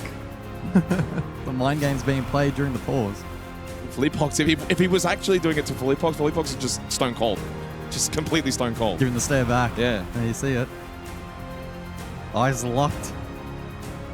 Fleepox is one of the friendliest guys, I think, outside of the server. But when he's locked in, I wouldn't want to cross him in a dark alley. I also wouldn't want to... Look, if there's one thing you don't want to do, don't piss off the Brazilians, because it's only 6-4, and very quickly this could go against you. Oh, this is bizarre. We're getting some absolute cinema here at the Esports World Cup. Still paused. 6-4 lead for CAG. Again, not entirely sure what's going on. All I can see is there are referees that have been speaking to both Igor, coach of Team Liquid, and Sparky. They haven't spoken to Sparky for a little bit of time now.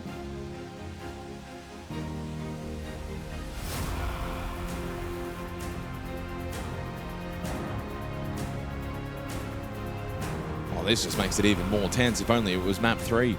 7-7, could you imagine? It's not, but it is still map 2. That could get us to map 3 if CAG can get over the line.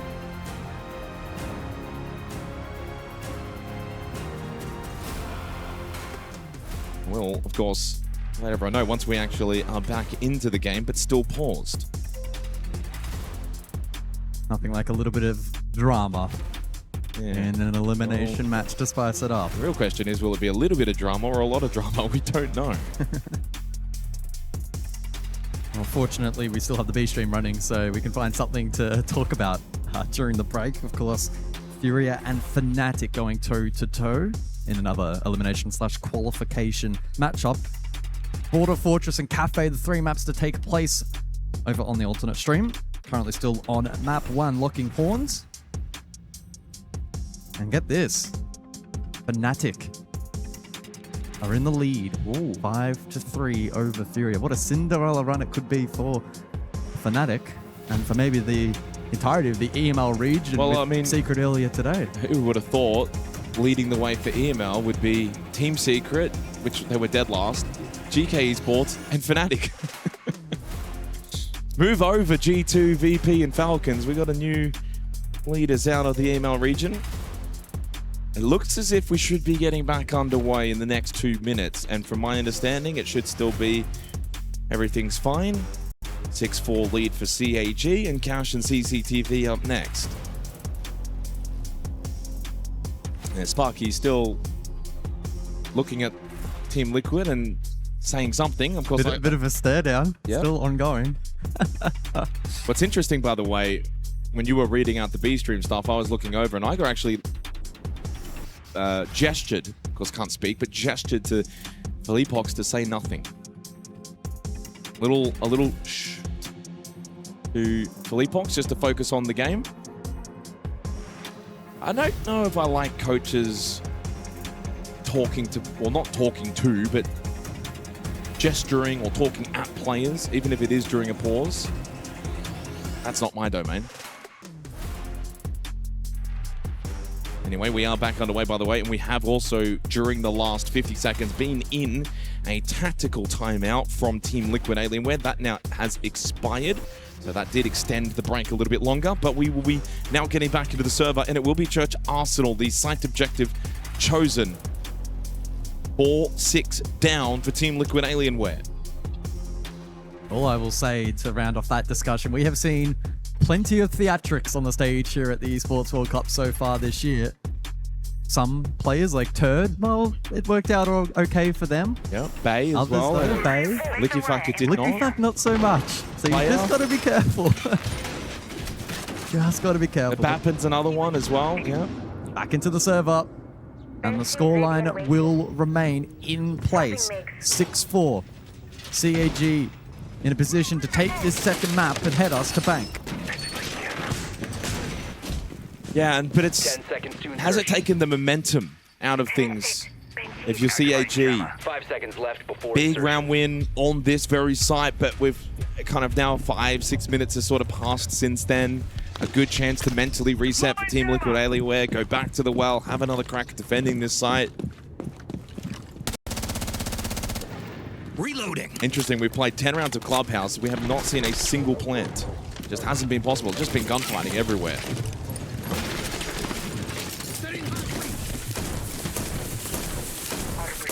CCTV side entry. Maya is playing Rafters, by the way. He needs to be cautious. By himself. Hasn't really got a lot of help if they were to go and try and clear him out. He will drop and he'll fall back through Oil Pit before he eventually would have got overwhelmed. And so it's a 5-stack basement for Team Liquid Alienware. They're not going to be playing any games. They will look to try and play this late in the round. But Sharif, this is aggressive early bot main on the Solid Snake. CAG clearly know that they've got the full map. And that Team Liquid Alienware are sitting 5-stack in basement.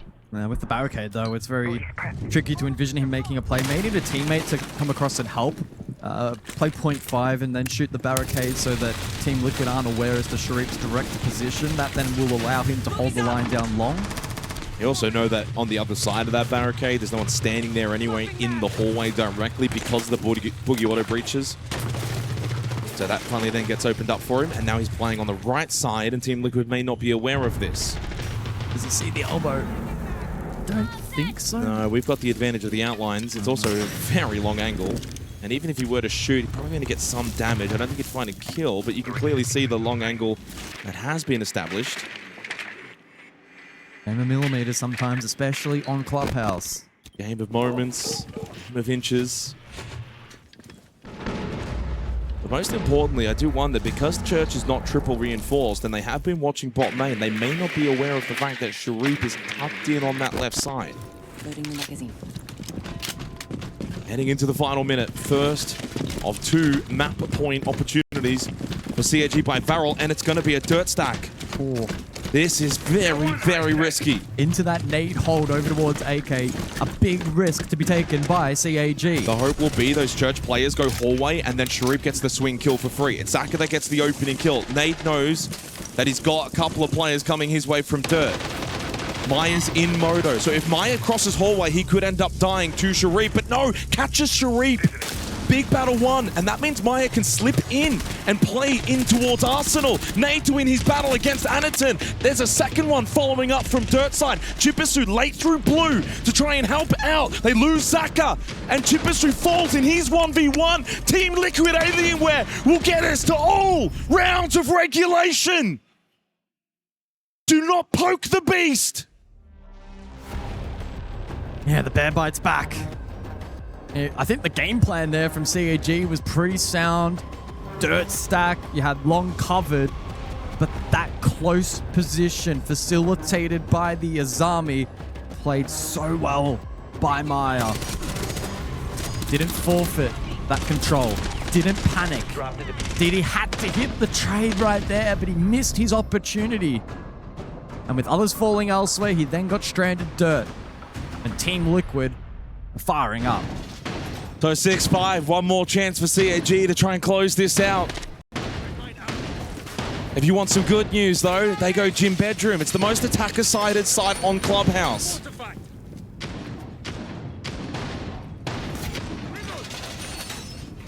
Attackers have located a bomb.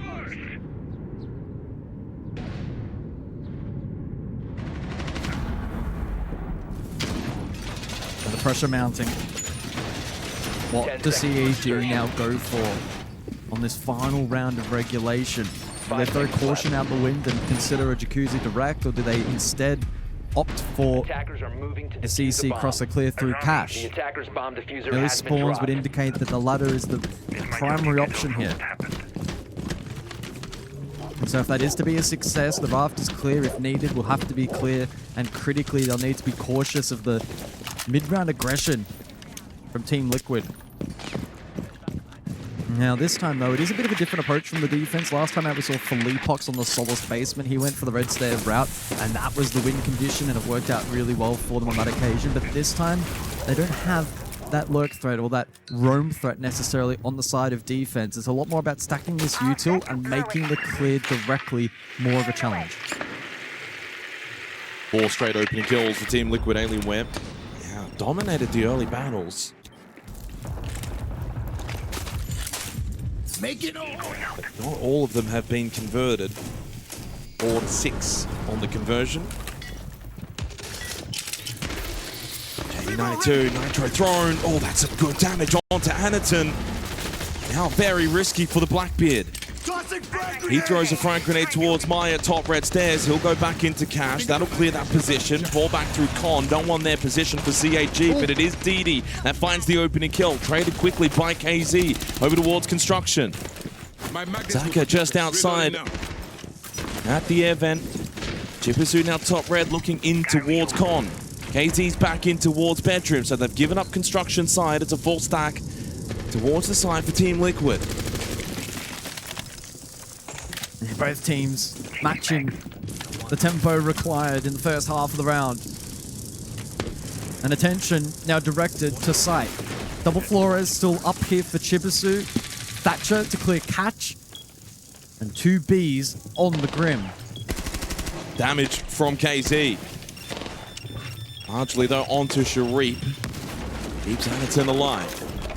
Great gas babes available as well for Felipox, and that's where Anaton's going to have to be very careful considering his low health margin. He can't really sit too long in those gas babes. He'll rotate. He's going to go Logi. They're going to go for the push. They're going to clear out Nade, force him in towards Stash. It's a double push now from CAG through Logistic, forcing the gas babes out of Felipox. He has 1 remaining, 35 seconds. Yeah, the Thatcher there onto the F-Not was clean, but Felipox has followed that up so nicely. 1 gas babe, the final, now deployed. Not enough stall out to prevent CAG from hitting site late though. KZ is inside of Gym. They've rotated nicely. Gym, bathroom control for the defense of Team Liquid. 15 seconds now means for CAG, you're going to have to flood the site, hit the shots, and they do. They start with Chibisu, but the trades come through now. They lose Zaka. 2v2, 7 seconds. This gets tight. Tens, JV92. They don't clear him properly. He finds a crucial kill to 1 versus 1. Sharif versus JV. The time expires. We go on to overtime on Clubhouse as JV92 is that guy. Huge moment. Steps up, finds the kill, and CAG do not find the trade. So close yet so far. Overtime required, CAG on the attack. That's not where you want to be. That's not what you want to hear. If you're an APAC fan, Team Liquid Alienware get double defense here on Clubhouse to close it out in overtime. Really well played from T-Law. Good repositioning, good rotating. They saw where the threat was coming from, navigated. And Sharif got caught outside. The hard breach wasn't in position. As soon as that Logi push became the method of attack for CAG, Team Liquid read that immediately. They rotate towards Gym and Bathroom. And so they give that space, but then they're in a better position for the last 10 to 15 seconds. Really good adaptation from Team Liquid. 6-6 here on map 2. Winner goes through, loser goes home. CAG right now are just searching for a third map. 10 seconds left.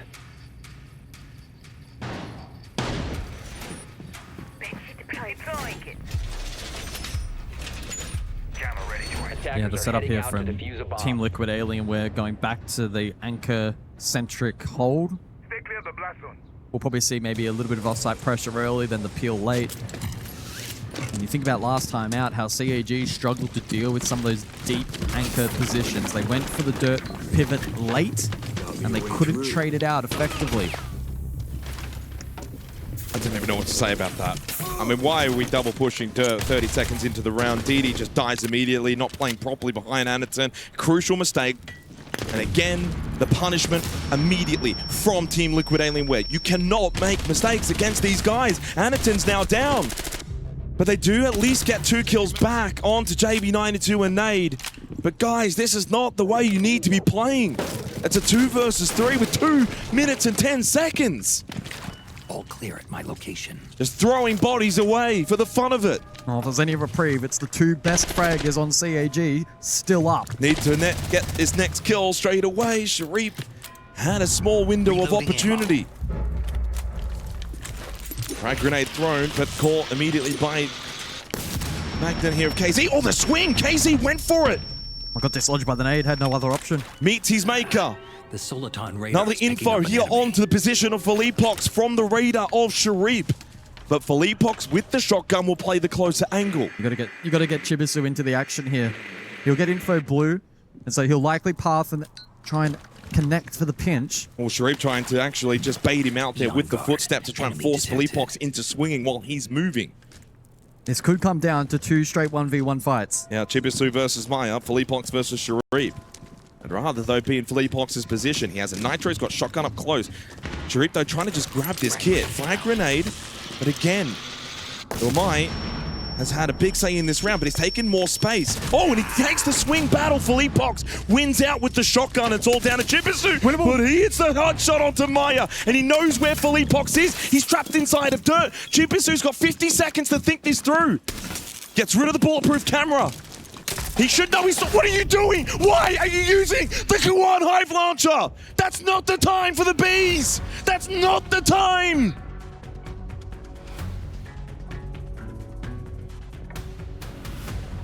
CAG will be reeling.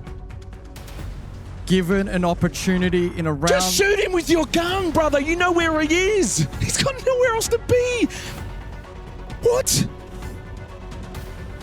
Team Liquid Alienware have now got match and series point. What a strange old round of Clubhouse. Chibisu could have been the hero, but arguably now becomes the villain.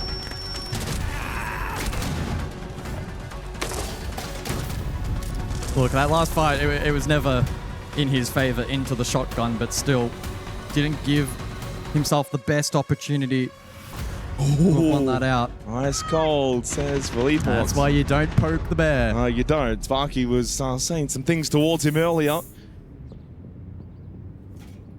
Philippox might just stand up and wave after this round. The knockout CAG by VARREL booked themselves a place in playoffs for the Brazilians. 7-6. 2 chances to send CAG back home. 10 seconds left before insertion.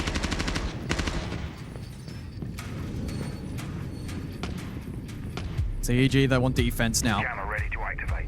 Attacker's objective is They'll be able to locate a find bomb safe and defuse haven it. basement and see if they push this to all 15 rounds.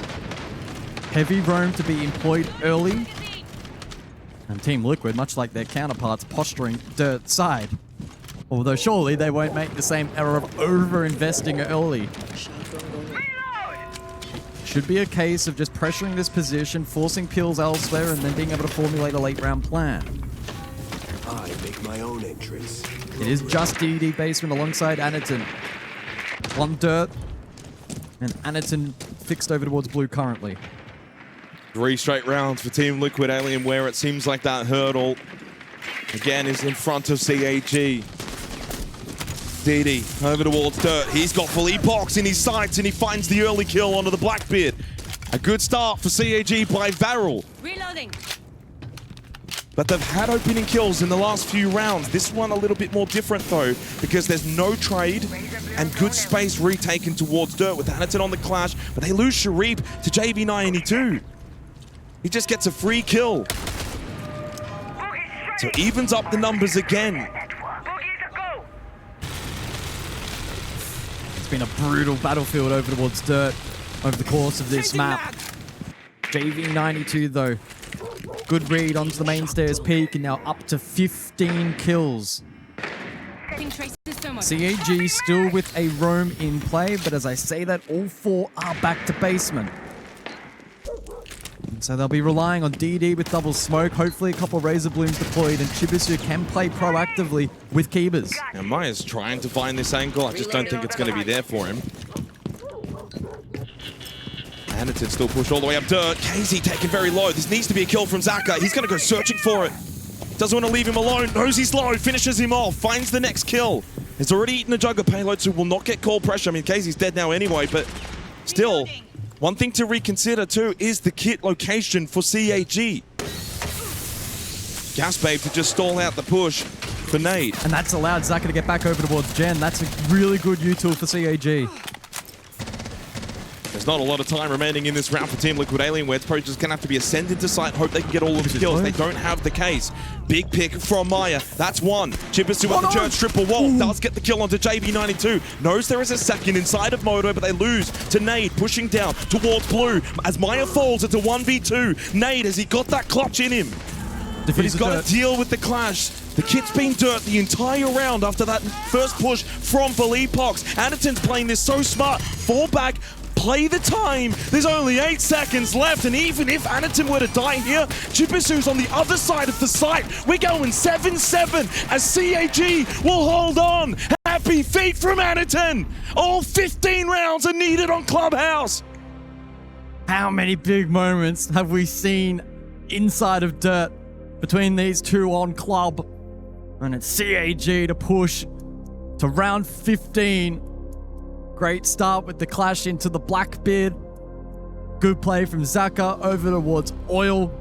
And then late round, the clash proving valuable once more. It was the start, and it's funny. It's back-to-back, kind of maybe strange Dirt pushes from the attacks. Kit's in a bad spot. CAG play off that, forces Team Liquid to have to then go for different avenues. That doesn't work. It's been a very scrappy Clubhouse. Not the most clinical club you'll ever see, but a fun one to watch. 7-7, simple as this. If CAG by VARREL can win this round, we're going to bank. If Team Liquid Alienware win this round, they're going top 8. Straight to playoffs and sending CAG home. It's all down to this 15th and final round of Clubhouse. Gym Bedroom once again. One of those maps, it feels like it deserves an unlimited OT. But such is the nature of best of threes. This will be the final round to separate these two entities. 5 seconds remaining. CAG with great fight and resilience.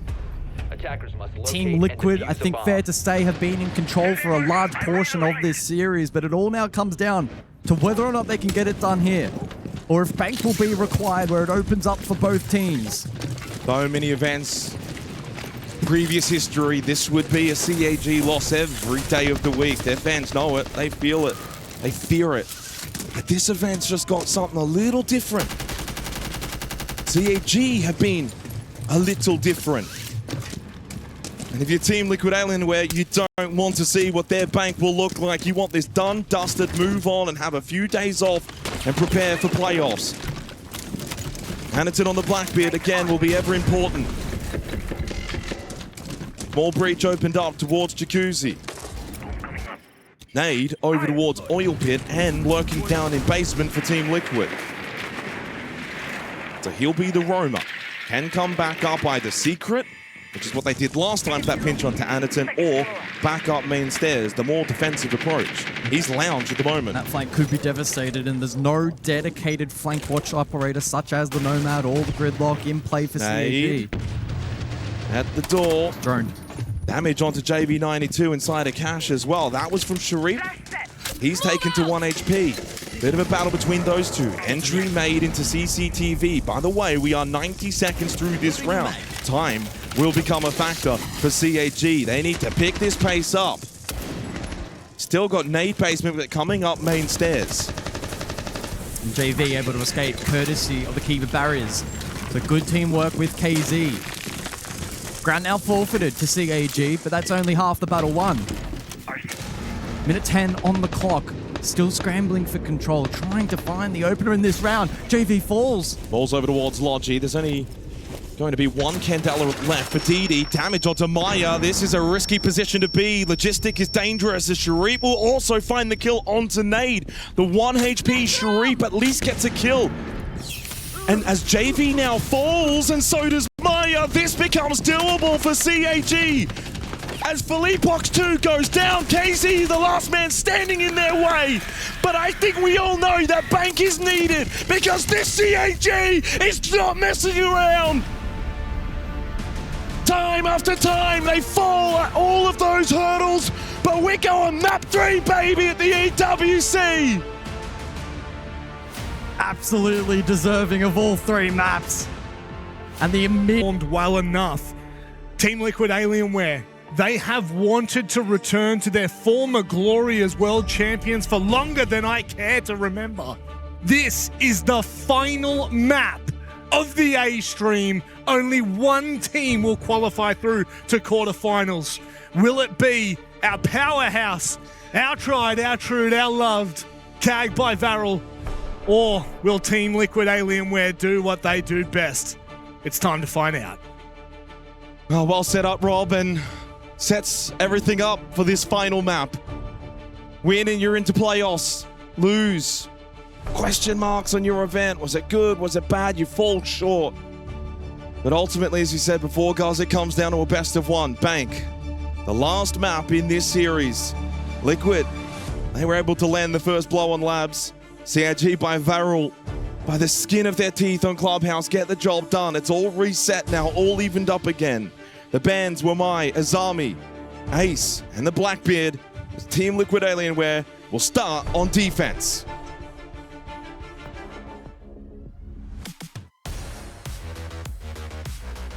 Yeah, Team Liquid, they go the Blackbeard route here for Bank, as opposed to the Monty that we have become accustomed to. It's a brazen call. Anaton is the Montang. He is the Montang, at least from APL. But a calculated risk. We'll see how comfortable CAG now feel playing around the Monty, as you said only moments ago. With Anaton up and in a position to pressure and make plays, CAG do a really good job playing around that, but when he falls, we tend to see the crumble. Comes off the Monty, though, for this opening round, onto his second favored blitz. Also going to see the Nook in play as well for potential garage lurk. And then you have both Chibisu and Zaka on the execute ops. I'd just like to add, by the way, I did notice something in the crowd. There's a limited seating available, but 4 particular gentlemen in the crowd. JP, Twister, Call Out, and Justin. FaZe, Secret, Easy, and Wildcard. Everyone, they're just keeping an eye on who they may want to verse in the next few days and who's going to make it through into playoffs. Friendly discussions taking place as well. Very, very interesting. Not often you get to see that. Not often we get these kind of games. It's all set up for a standstill finish. Again, a reminder on the B stream, Fnatic, Furia. As KZ finds the opening kill onto Chibisu. That's the start KZ would like to see. He was sensational on Nighthaven Labs. KZ went 0-4 on entry Clubhouse. He starts now 1-0 on Bank. Perfect start for Team Liquid Alienware on Basement Bank and a double down onto DD. As Philippox now puts them in a very good position. 5v3 Basement Bank. This is now like a 1% chance for CAG. This is going to be difficult. They need a couple of freebies. They need Team Liquid to make the odd mistake here. They will need to isolate the defense. One of the biggest strengths for Team Liquid is their ability to trade, even when the player falls. Somebody normally close by to trade. JV presents an opportunity. Well, that was the chance for Sharif to find one, bring it back to a 3v4. Bit of main stairs pressure. Blue clear going to be tough into the smoke and the clash. Don't have a lot of bodies to throw at this either. You can't just go for a one-for-one trade. And it's dead immediately to the shotgun of Philippox. And Sharif, yeah, just searching a little bit further. And flawless from Team Liquid. Wow, what a start on Bank. It's going to be like that, is it? Well, it was flawless from Team Liquid back on Clubhouse in the opening round on Basement. And flawless again from Team Liquid to start on Bank Basement. Although defense this time rather than attack as we go top floor CEO executive for the second round. Yeah, Bank Basement, I suppose it is what it is. You certainly want to show more fight and be more competitive, but if there's one site to forfeit, if you can find success elsewhere, Basement is certainly the one here on Bank. Team Liquid though, great start. Clean entry. Doubled down, peeled back to site. And then outside of a small overpeak from JV92. They were able to confirm that round with ease. Well, funnily enough, in the APAC North region, Guz, and this doesn't really go to the narrative that we typically see, but Basement has a 72% attacker win rate. I don't know if you just put that down to the region. I think you probably would. 10 seconds left. Top 4 should open up a little bit, at least for the first attempt here. CAG will have both, or pardon me, one ranged hard breach available. But if Team Liquid elect to go the Habana route, heading into round 4, this top 4 will be a little more compromised for CAG. I should add, just for the extra context, it is 63% defensive win rate in the SAL region, as is what we usually would consider it to be. Now APAC North, the outlier. But for Team Liquid, that's kind of just job done. You're almost expecting to win that on defense. Top floor will be a little bit more interesting. This is actually the most attacker-sided site in South America. But this will be more of a test for Team Liquid Alienware with KZ low early. Send help.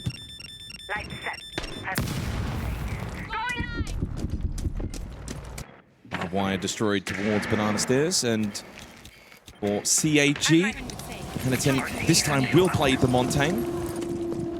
Quite an old school route from CAG. They don't bring the Capital to counter the mirror, nor do they go for the Deimos counter from below. Shaping up probably for a lobby side hit. Hennington can head the charge on the Monty, and no hard bridge denial directly available outside of really nothing. I thought maybe they would have brought impacts, but not the case. I say that though, but currently the diffuser is committed to the main rappel here for CAG. So I do wonder how they formulate a plan to get that into sight, given the lineup they have. Well, the benefit of the Habana is you can open up Kanto, put some pressure down this hallway. They only banned out the ace. Usually if you combine both, Kanto wall next to the elevator position is pretty much impossible to open. Janitor has been cleared here by CAG. It has, but they also do still have KZ playing outside in the hallway, and down below Philippox first floor. With Nitro. Hannington, top square control. Philippox on the move. He's going to go square side and look for a hit. Hannington, though, looking for the plant. Will there be a way to deny this? The only Nitro is Philippox on the rotate square. It's going to be very late. Too slow indeed. Plant is successful. Hannington is also still alive. Extends that shield, but dies to KZ. Finds an angle. Now, JV Meyer and KZ are very, very low. And now into the post plant, they're going to have to scramble. A good chance for Sharif on the rappel. Has the ping intel. Should be able to find this next kill. KZ will go onto the kit. Surely someone's there to deny. I say surely there's someone there to deny. I cannot believe it. Team Liquid are giving it to them, not in the server, but outside of the server right now as well. That is a calamity, an all-time choke from CAG. They should have won that round. And Team Liquid are buying in to the onstage antics, giving it to CAG on the other side, who lose top floor in the post.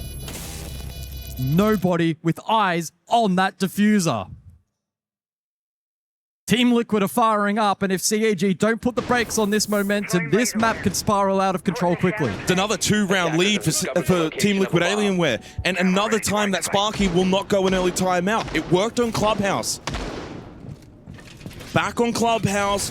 Team Liquid won the first 2 rounds. On the attack, they looked really clean, and then CAG rattled off 5 straight. Surely we don't follow the same script.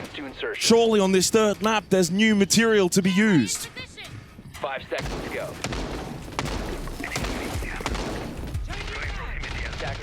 CAG are just a walking heart attack to watch, to follow. I always win. Scanning for electronics. With the IQ in play here for the third round. Good counter on to the Valk as Team Liquid try and gather more information for this particular round. Maybe to facilitate a bit of the upstairs hold that they have looked to deploy, with Philippox again early stationed in towards Jan. Looking to counterplay the CEO clear from CAG, which is likely. Zaka on the ram for that vert potential. As Anaton goes for his route straight through lobby. It's going to be denied though by the Vulcan canister being popped, so top banana's not going to be pushable. 4-1 start, by the way, for Philippox. Thought that his route there for the Plantanol in the last round would ultimately prove costly. The Nitro was late, but the rest of the team stood up. A testament to the depth of this Team Liquid roster. Team Liquid have been pushed away from the top floor by CAG. Anaton's patience will pay off, so everyone on the first floor now for the defense.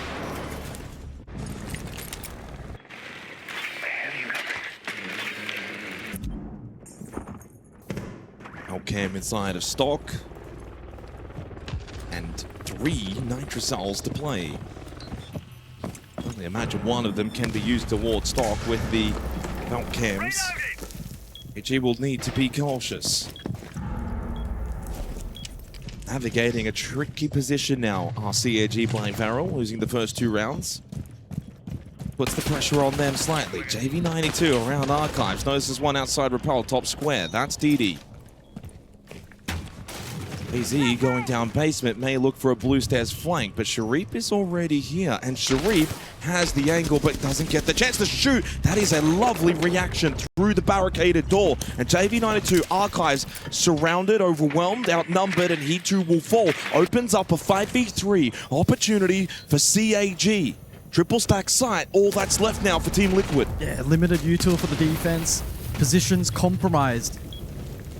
CAG with 30 seconds and their best opportunity to get a round on the board. They must complete this round as Nade swung, died to Sharif towards blue stairs. Maya sits in open. Philippox in staff. They'll be a little bit split. DD coming in through Printer. Vulcan canister shuts down Sharif. And there goes Philippox. 3 versus 1 for Maya. He gets rid of 1, gets rid of a second. It's only the planting Anaton. But if Anaton can get this plant, which he will, it's a 1v1 post plant against the Monty. Anaton, it's your time to shine. Do not panic for APAC's best ever shield player. Maya will try and close the gap. Can he win the 1v1? He's not going to have too long. And Anaton's been in this position so many times in his career. Knows how to play this perfectly. Maya will give everything he's got to get the guard break and to find the pistol shot. Anaton's not exactly full health. A couple of shots might do it. But starting to run out of time is Maya, because Anaton is playing this to absolute perfection. No is there time? This will be close. I don't think he's got it. No, he's surely 7 seconds. Is there time? I don't think so. For Maya, time should be expiring, and boy, that was so close. Absolute microseconds. What a job done from Anaton. 2-1 to Team Liquid Alienware, but finally CAG are on the board. What a round. Anaton has his prayers answered. He holds on in the post. Certainly some questionable moments on the It shouldn't have entry been there. that close, by the way. Should not have been that close. Sharif charged through the flames, the rest of the team feeding ones to Maya, but Well played, though, fortunately Maya. Anaton clutched up. So, timeout from Sparky for CAG. After 3 rounds of play, 1-2 in favor of Team Liquid Alienware. Igor will also get to talk to the troops. This is the second time in this series the Sparky's called an early timeout. He did it back on Nighthaven Labs at also a 2-1 scoreline. CAG have been must-watch TV so far at the Esports World Cup. Just get the feeling you're going to have to watch a little longer here. This is going to go down to the wire.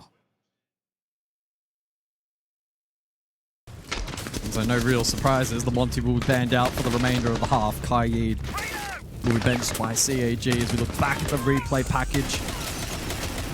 That's the first 3 rounds. It was a great effort from Maya. At that range, on land, couldn't hear the plant go down, and so he was thrust into the post, desperately trying to guard break the Monty. And whilst he eventually did, it was about half a second too late.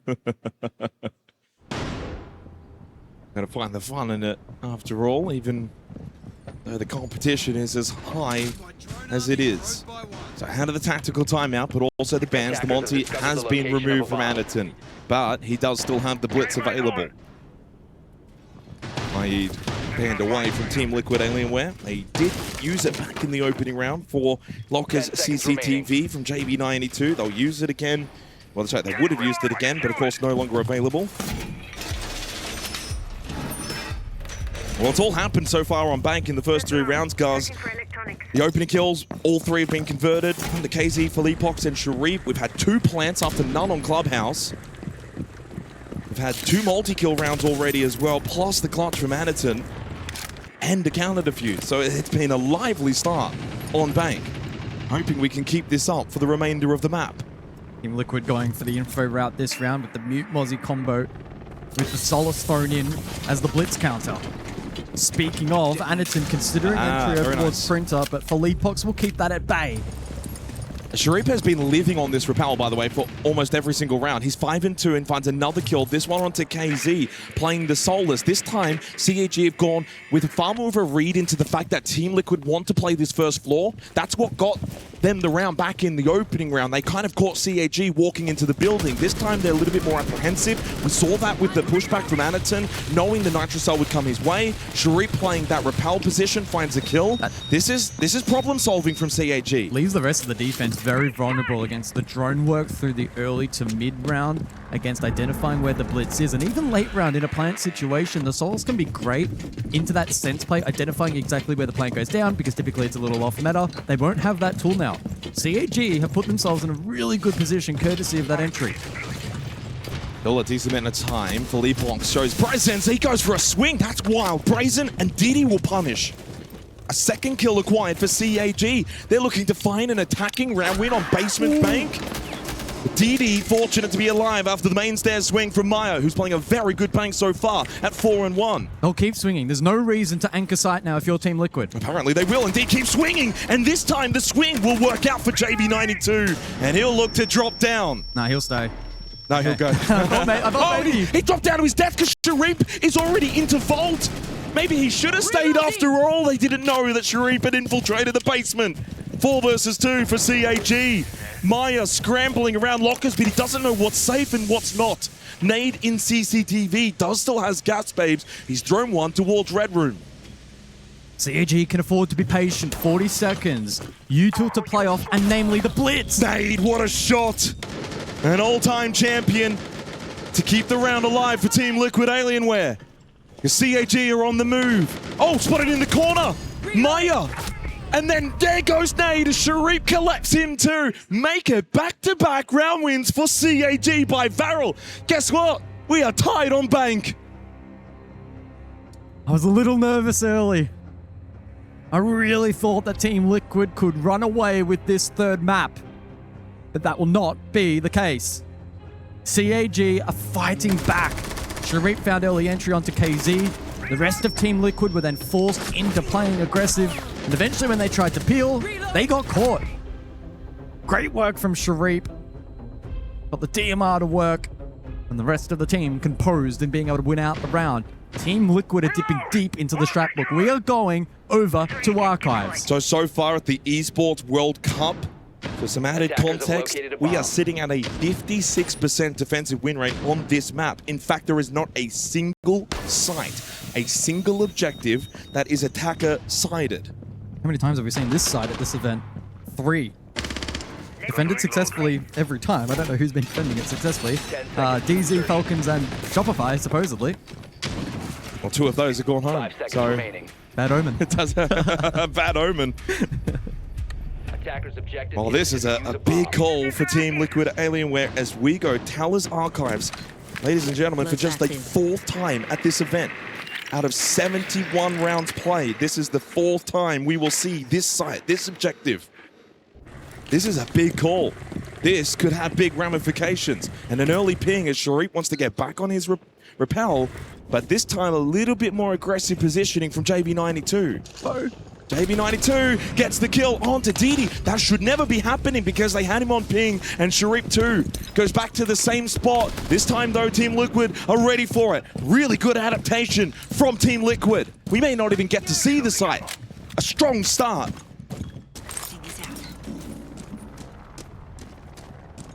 They had the info, but they were unable to find the kill. JV92 so deadly in those big moments. CAG not out of the round, but 2-player disadvantage they now face. Every round, the opening kill has been converted so far as well. Keep that in mind. Team Liquid have been really good in similar positions over the course of this series so far. And we haven't really seen too many. I mean, a couple here or there in the 5v3s, but I would feel as if, without looking at it on paper, that CAG are probably more prone to losing a round from this position than, say, winning it. Halfway through. You can see they're waiting for the overpeak or the mistake. Team Liquid are not going to offer that. You have to try and force the misplay. Maya is towards main stairs, but making his way up rather than down. Chibisu is all the way at the top of it. So Maya's kind of caught in the middle, but honestly, he can get out of here very comfortably. There is no one on the first floor. It's only below him and above him. Opts to stay. Good lurk from Zaka down below elevator. Yeah, catches for Leapox. Are they aware of Maya's position, though? He'll slip through beepers. That does give away a little bit of information. There is still a minute. And Stingers, just to be a bit of a nuisance in trying to retake this space. 2 kind of stuck over towards Stafford open area in Maya and JB92. Jipisu just forced to have to walk through the Sawyer gate from the Aruni. Next kill is so crucial. And Nade lineup, or rather Nitro lineup for Nade. Taka's still got all 3 Boogie Auto breaches, by the way. He's just gone gun up this round. And Chipisu will fall to JB92. There's the quick trade, though, from Zaka. A little bit of a bait, though. And then Anaton to go down. 1v3. Maya says not a chance. Well, that round was in the books probably 2 minutes ago. After that double kill start from Team Liquid.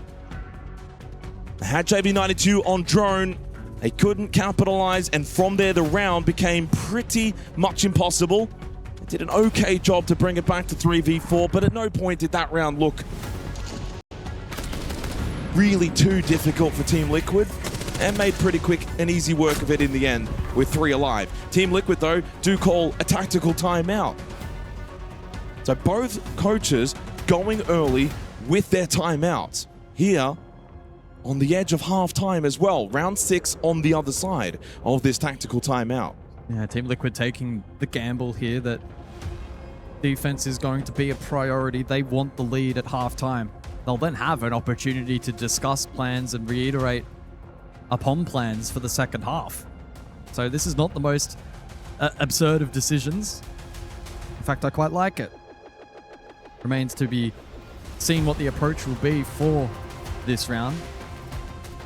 But as expected, basement to be selected by Team Liquid Alienware, a site that has proven to be 50-50 so far.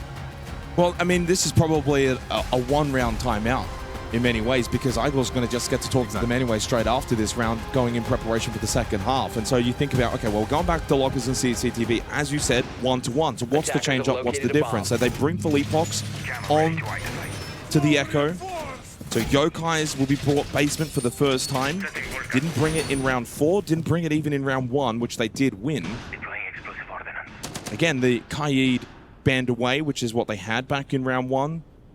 But in terms of the remainder of the lineup, they also drop the Clash. They'll bring the Warden, the Echo. Chanka remains again. But in terms of this lineup, just to probably paint this as easiest as possible, it's far closer to their opening round lineup than what we saw from them back in round 4, where they brought the Mozzie, they brought the Solus, the Fenrir. They tried to play more aggressive on the first floor. Clearly didn't work. I wouldn't be surprised if this is far more of a basement bunker strat from Team Liquid Alienware. No, I don't expect them to be as aggressive on this first floor. They may play certain positions and then drop quickly. Substituting the Echo in for the smoke, it may offer a little more flexibility in terms of info gather offsite to the mid to late round. This is default. But if anything, CAG have played this kind of default style many times over, but that doesn't make it any easier. So Maya will probably shoot a drone or two, then look to drop down. The hatch is the last one. In fact, doesn't even get the drone. He just falls back immediately. So that was always the plan for Team Liquid. So for those unfamiliar, but this is now all about the deny. You've got the Shamika launcher for nade, you've got a nitrocell from Maya, Vulcan canisters, of course, need to be dealt with on site. Then throw in the Echo and the Yokais as further potential plant denial late in the round. The goal here for Team Liquid Alienware is to get that clock down at 20-30 seconds and then just deny them the ability to plant. CAG, though, do like to go for the ROU drop courtesy of the Sens. It can sometimes take that denial out of play.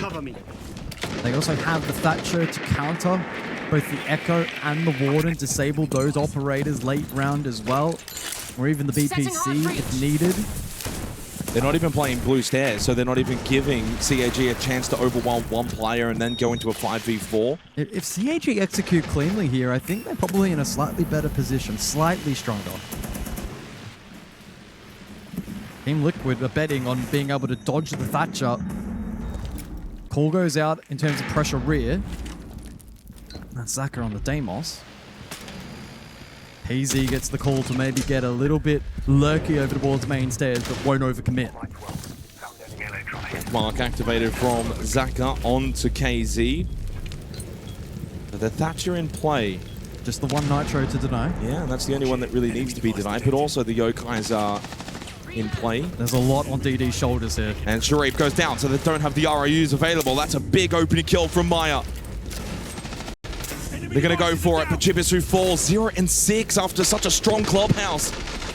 Well, it's a rush temp now from CAG looking to close this half out, but Team Liquid are just locking down the site. That is a wonderful way to close out the half. That brings the energy. Igor loves what he sees. Team Liquid Alienware go 4-2 up at the break. The CAG will get their own defensive half now. Yeah, that round should have been a lot more competitive. They never got it going, though. The Sense died too early without utility deployed.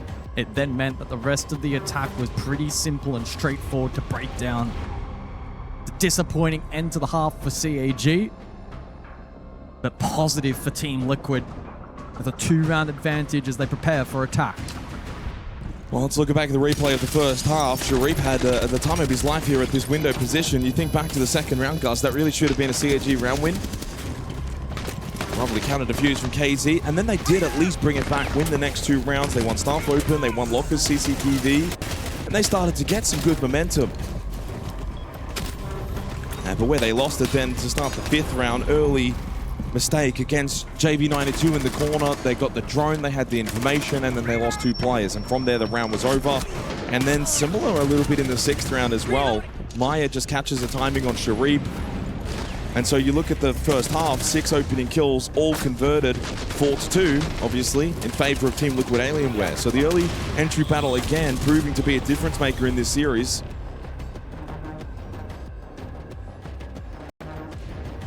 But it's, unfortunately, guys, dare I say, the disappearing act again from Chibisu, 0-6, 1-5 from Anaton. You think back to Clubhouse, Chibisu went 17-12 in an 8-7 game. And what did we say after Nighthaven Labs? Or at least what did I mention? They need Chibisu, because back on Labs, he was 2-9. They got Chibisu, they win the map. Surprise, surprise. They need him again in this second half.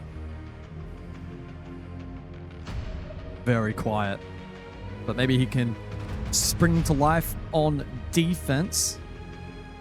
I'm actually eager to have a look across at his stat series-wide and see if he has maybe been stronger on one side or the other. On the side of attack, he's number 2 rated for CAG. Unfortunately, his numbers on defense slots down to 3rd aren't particularly promising, 8-10 over the course of the series. His entry, though, has been good, 2-0. His cost, though, lacking 45%. Chibisu's cost is equal lowest with Sharif on defense inside of the lobby up until this point. Well, let's get underway. Second half of this 3rd and final map. Team Liquid, Alienware edging this out at the moment, but CAG go defense. But the pressure is somewhat on them because they do need to obviously get these defensive rounds, and that's not always a given. Montang, Grim, Kaid, and Wamai will be the bans. Lockers, CCTV, the site choice. This feels like a very, very stressful round ahead. By the way, an update on the B stream, as we haven't updated for a little while. 3, 2, and 1 for the spoiler warning, but on the opening map, Fnatic did beat Furia 8-7. And on map 2 Fortress, Furia leading 3-2. That one looks like it may also be a little barn burner happening on the B stream. Cafe, the third map, if it is required.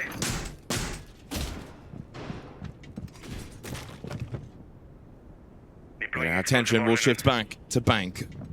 Second half now getting underway. 5 seconds to go.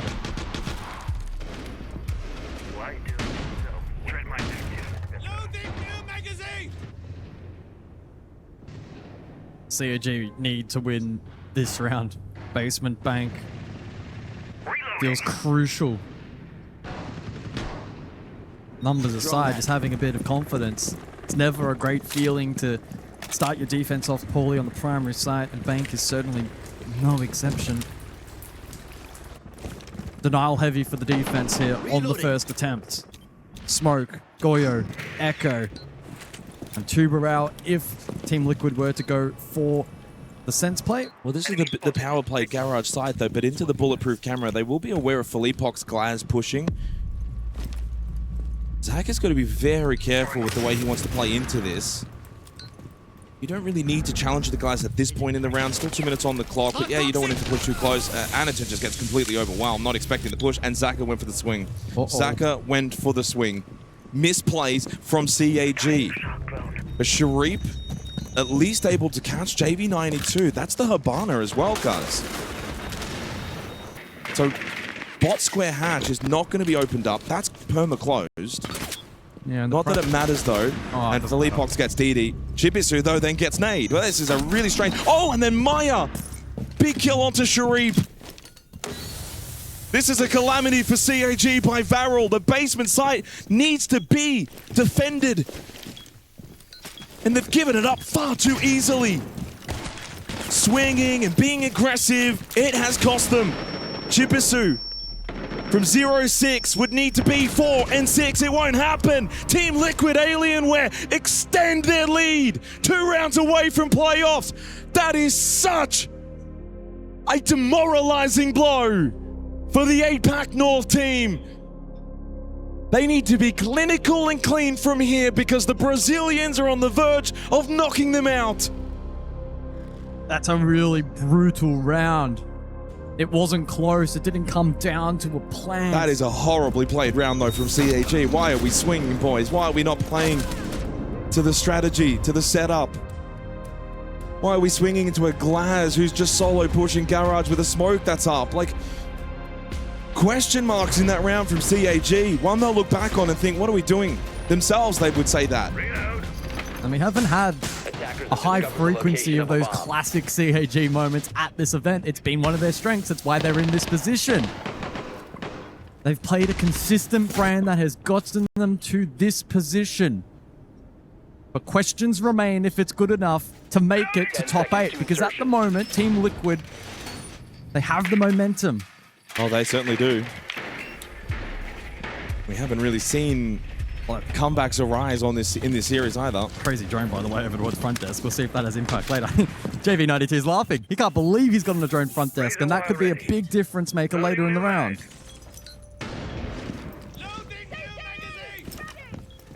And 7 for Jibisu.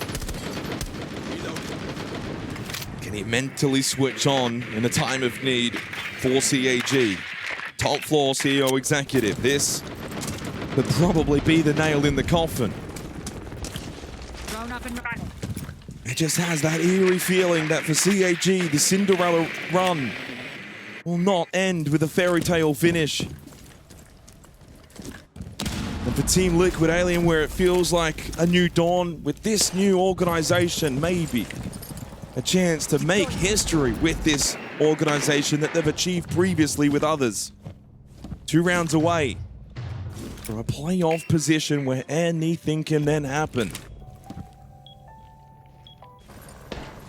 Might be direct here from Team Liquid. They look set. But Anakin in a good position to deny presence towards top square. Voltin will be there. Anakin just gets completely overwhelmed. Oh, Team Liquid know what they're doing. That is spot on. And CAG look a little bit perplexed as to how to change this story. Why are you peeking into the Kali? Zaka, you've done it twice. The glass in the last round and then the Kali in this. Didn't learn his lesson. And it's another 5 versus 3. CAG are crumbling. Their own worst enemy at the best of times, but in the last 2 rounds, even more so. Still 2 ROUs for Maya to help get this plant in towards the site. Team Liquid patient. Oh, this looks done. Team Liquid Alienware are just putting the foot to the throat, punishing all these mistakes. There's another one. This is flawless. CAG are at death's door as Team Liquid Alienware now find themselves with 4 match and series points. And they are absolutely giving it to them on the stage. That was initiated by CAG earlier in this series. They were vocal. They were giving signals. Team Liquid initially ignored, but now that they are in this position, they are being ruthless. Outside the server and inside. What a way to cut down that hold. Team Liquid, spot on to kick off this second half. Well, they've been so clinical, making again no mistakes. Far more of what we saw on Nighthaven Labs we see again here now on Bank. They're just far better. CAG showed really good resilience on Clubhouse, even really good Siege in general. But to be fair, that was a scrappy Clubhouse. It felt like bringing Team Liquid down to them into the mud. But on Bank, Team Liquid have cleaned themselves up and have looked sparkly clean. 10 seconds left. Putting a foot wrong? No. 6 and 2, this is a demolition. This is a statement as well that these Brazilians mean business going into playoffs.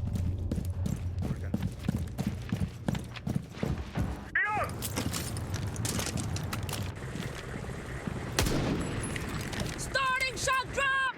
It might not just be a phase show for the SAL region at this event. Team Liquid.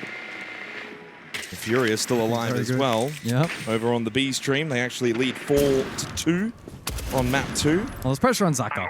Garage position. Back-to-back rounds, he has died over peaking. Whilst under pressure. It is Can also he rise to the occasion now on the match point round? back-to-back rounds. Anderton's been the opening death as well. The opening engagement battles in 8 rounds is a 6-2 split in favor of Team Liquid Alienware. They are just demolishing them in all facets of the game. Early, mid, late. This has been an incredibly one-sided Bank. 4 straight rounds for Team Liquid. And dare I say for CAG, it would take probably the biggest comeback in their history. They've just dropped gold. Into For an Vault. elevator. As JV92 aggresses, he does make contact. Good swing from Sharif to at least find that opening kill. They've gotten a little lucky there with the timing. By the way, Philippox is still in Vault. They cannot just think this is clear. And on the ulcer of all operators, which we don't see as much these days, Chibisu gets rid of Maya. A little bit of a split attack from Team Liquid. It's not working. Credit to CAG, they are staying locked in here.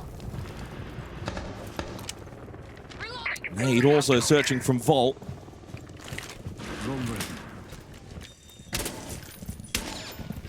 Though, to be fair, they're kind of stuck in Vault now. Not much of a way out. Casey's going to help from main stairs. Oh, lovely kill from Nade. Lovely clear.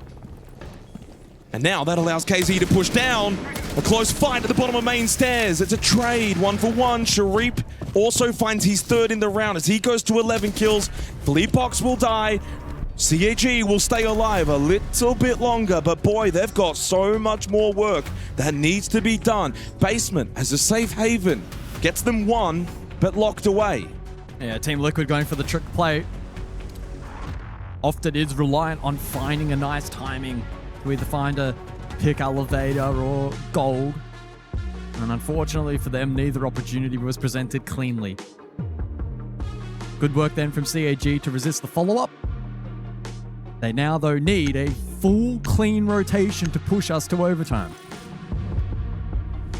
So Capital and Warden will be banned away.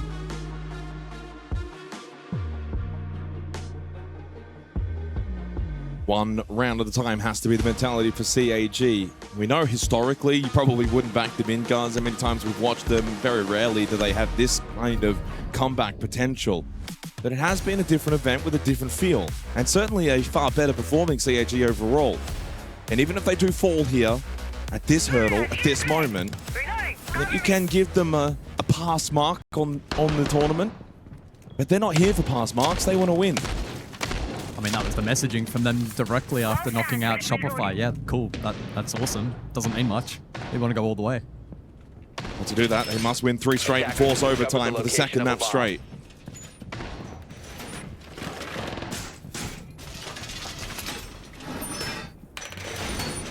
Seconds to insertion. It starts here on top floor. 5 seconds left. Castle strat to come through here from CAG, wanting to slow down the round and force util clearance from the attack. So again, 9 straight opening kill conversions. So we're sitting at a 100% success rate if you find the first pick.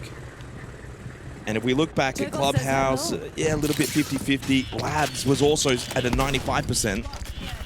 So across the series, there's been a pretty clear indication. You find that first pick, you're likely to go and win the round. That's going to be the requirement for CAG. They've got to make sure they play safe enough that they're not giving freebies to the Glaz, to the Kali if it's bought as well. These longer angles, got to be cautious. But then you on the other side also still need to find that pick too. Be a little aggressive. Trying to strike and find the right balance is difficult, but that's going to be the key for CAG. Sophia so strong into the castle setup. Now, no ranged hard breach for Team Liquid, so the expectation will be a focus on the main rappel and top square. Lobby an unlikely side for this attack to exploit outside of maybe a split if they feel necessary. They have the util for the site hit, the Ying and the Glaz. Well, Sharif's going to be the one to watch, 12 and 6. He's been their best player across the series. He's in the middle of the site. That can be dangerous. Oh! Sharipa finds 2! But allowed into the site now will be Nade. Can plant behind the bomb chassis, but thinks better off it. Instead, drops the kit, now gets aggressive, wants to help clear with Philippox, who's taken janitor control, but Nade will fall. Site is now clear. Philippox 2 will die at long desk as Zaka to finish off the work that Sharif started earlier. As JV92 at least gets the trade and gives himself a chance. 1.5 minutes to win a 1v3. As time, DD mainstays. No need to swing if you're CAG. A swing they do. Oh, Chipasu is so fortunate he hit that shot, because that could have been a very easy double kill to JV92, which would have set up a 1v1. We are talking about fine margins. That's good fight from CAG though. They're not going down without giving it their all. They haven't dropped their heads here on Bank. What about Sharif though? First the hip fire. The timing that he caught there as well. Are you kidding me? I think it likely would have been traded from main in the 1v1, but I don't know. Like this. JV wins that. If he hits the transfer, he wins that round. So 4-2. From 6-2 to 6-4, and things start to get a little bit more interesting. What's going on with Team Liquid Alienware? Can they close this out? Is it a false comeback from CAG? How many times have we seen this one before, Jake? Every time. Every time. Well, Sharif back-to-back opening kills, back-to-back round wins. Sharif 14 and 7. If CAG are going to win this map, Sharif's going to have to go above 20 kills. I don't see any other way for them to win this map unless Sharif is 20+ kills. He's their main guy. He's the guy we will need to be following in these next couple of rounds if we can go a couple more rounds. Because still, Team Liquid can finish it all right here, right now. Staff open area. Here's another chance on match point from 6-2 to 6-4. CAG are not exactly known to be the comeback team. If anything, they're known to be on the other side of it. Up 6-2 and then lose. Comes on batteries. I see it. With the IQ Twitch combo in play, Team Liquid eager to counter both the Valk and by extension, the Mirror. Is being deployed here from CAG to help offer support top floor initially. Though Chibisu will eagerly contest the clear CEO, but it's direct through lobby by Team Liquid. From the Valcam. And immediately into the gas bay, but Philippox trying to push through towers. They want to try and get archives cleared. Sharif, by the way, second floor elevator. As Anatim wanted to push out square, Sharif has taken some damage and falls to KZ. We are at a 100% opening kill conversion rate, and Team Liquid have got the first kill. Every round up until this point, that first kill has meant you've gone on to win the round. CAG need to do something that's not being done on this map yet. Without their best player. And without Sharif. Chibisu tries to fight top square as Anatin takes this lobby push now head on. Oh, Zaka. I think they might still need the next one to settle the nerves heading into the final minute. Nade still outside on the rappel, and so is KZ. JB92, top floor hallway, along with Philippox. Double push together. 60 seconds remain. AG do have double nitro, but DD has expended all of his gas babes. On the flip side, Team Liquid with a Candela and one grenade. Critically though, the Blitz as well also up, which could be a big difference maker for the final push. Will they even get a chance to use these nitro cells the way they would like? This is aggressive. Chibisu searches and finds absolute treasure. The head of Nade cleanly taken off, heading into the execute point of this round. There is only 30 seconds as Team Liquid Alienware need to be clean into the site. And if they stack stock, they'll be susceptible to the nitro cells. Keep that in mind. Anaton is close by and open. They do still have Philippox on the blitz. DD makes a little bit of contact, has no gas babe, swings, beepers, catches the IQ. Philippox has to go pistol down onto Anaton and gets the kill, but needs to also go for the plant. And then as he does that, KZ needed to cover. He can't. All round of regulation are needed. This is shaping up to be one of the best comebacks from CAG by VARREL we've ever seen. From 6-2 down, 6-5 is on the cards. But they still need to win one more round and complete this rotation. They have basement. This is the site that you want to be on for Bank. It was a rough start to that last round. Sharif, top-rated player for CAG and number 3 at the event. He fell first, but they were able to fight back into the round. The first round where the opening kill was not converted into a round win. Team Liquid were 6-2 up. This will be their final match playoff point. An update on the B stream, because there will be a little bit more Siege to be played today. Furia have won map 2. There will be a map 3 on the B stream. Furia Fnatic will also go to all 3 maps, but for now the focus is entirely here. Match point 5-6. Let's get underway. Out to locate a bomb and defuse it. Deep breaths. So much pressure for both teams. Expectations at their highest point. And Sharif jumps onto the Vigil Boss G in the final round of regulation. What a call to make. He's going all in. Zaka, don't ever peek this. Just you, Zaka. But I do like the Glaz pick here for Team Liquid Alienware and has served them well in this half. Philippox is so deep already. Oh, and he was deadly last time on the Glaz. Fought his way through and then held the cross through the latter portion of that round. And there's 2 smokes still in pocket. This is a tricky position for the likes of Zaka. JB92, ATM side of the map. Not a lot of square focus. The hatch is opened up though. Nade will now make his way top square as Sharif is inside a stock with the Boss G. First shot, not great. Second shot doesn't connect. Pulls out the SMG and goes for it. Here's the Sharipinator. No, he's not. Maya, that is insane. Opening kill. Sharip is dead again. Back-to-back opening death for their best player. CAG need to do it again. Down 4v5. Sharip thought he was him. And while he certainly is, not in that moment. Not against Maya. Oh, the margin's so close. But Team Liquid, a player up. Minute 20. Can they fight back? Still first floor present, but forced to forfeit. It's Anaton Blue Stairs with the remainder basement. It's not been his game though, 1-9 for Anaton, but he's an experienced player. He's had bad games before, but then can turn it into a good round. They'll need him to do it again. He has to commit at this point with the player down. Final minute of regulation. Team Liquid looking to send CAG home and book their place into playoffs. Drone, a little shaky here from Anaton. Has one gas babe remaining. Can Team Liquid have a clean clear? The frag grenades, the push from Anaton. The swing kill from the glass off Philippe Pox, and CAG are nearing their death. As Chibisu falls, all hope is now down with Zaka and Didi. Team Liquid are making it known that playoffs is their goal, that the trophy is in their sights. But Zaka slips towards Garrard, but known on the death mark. Didi's inside a vault.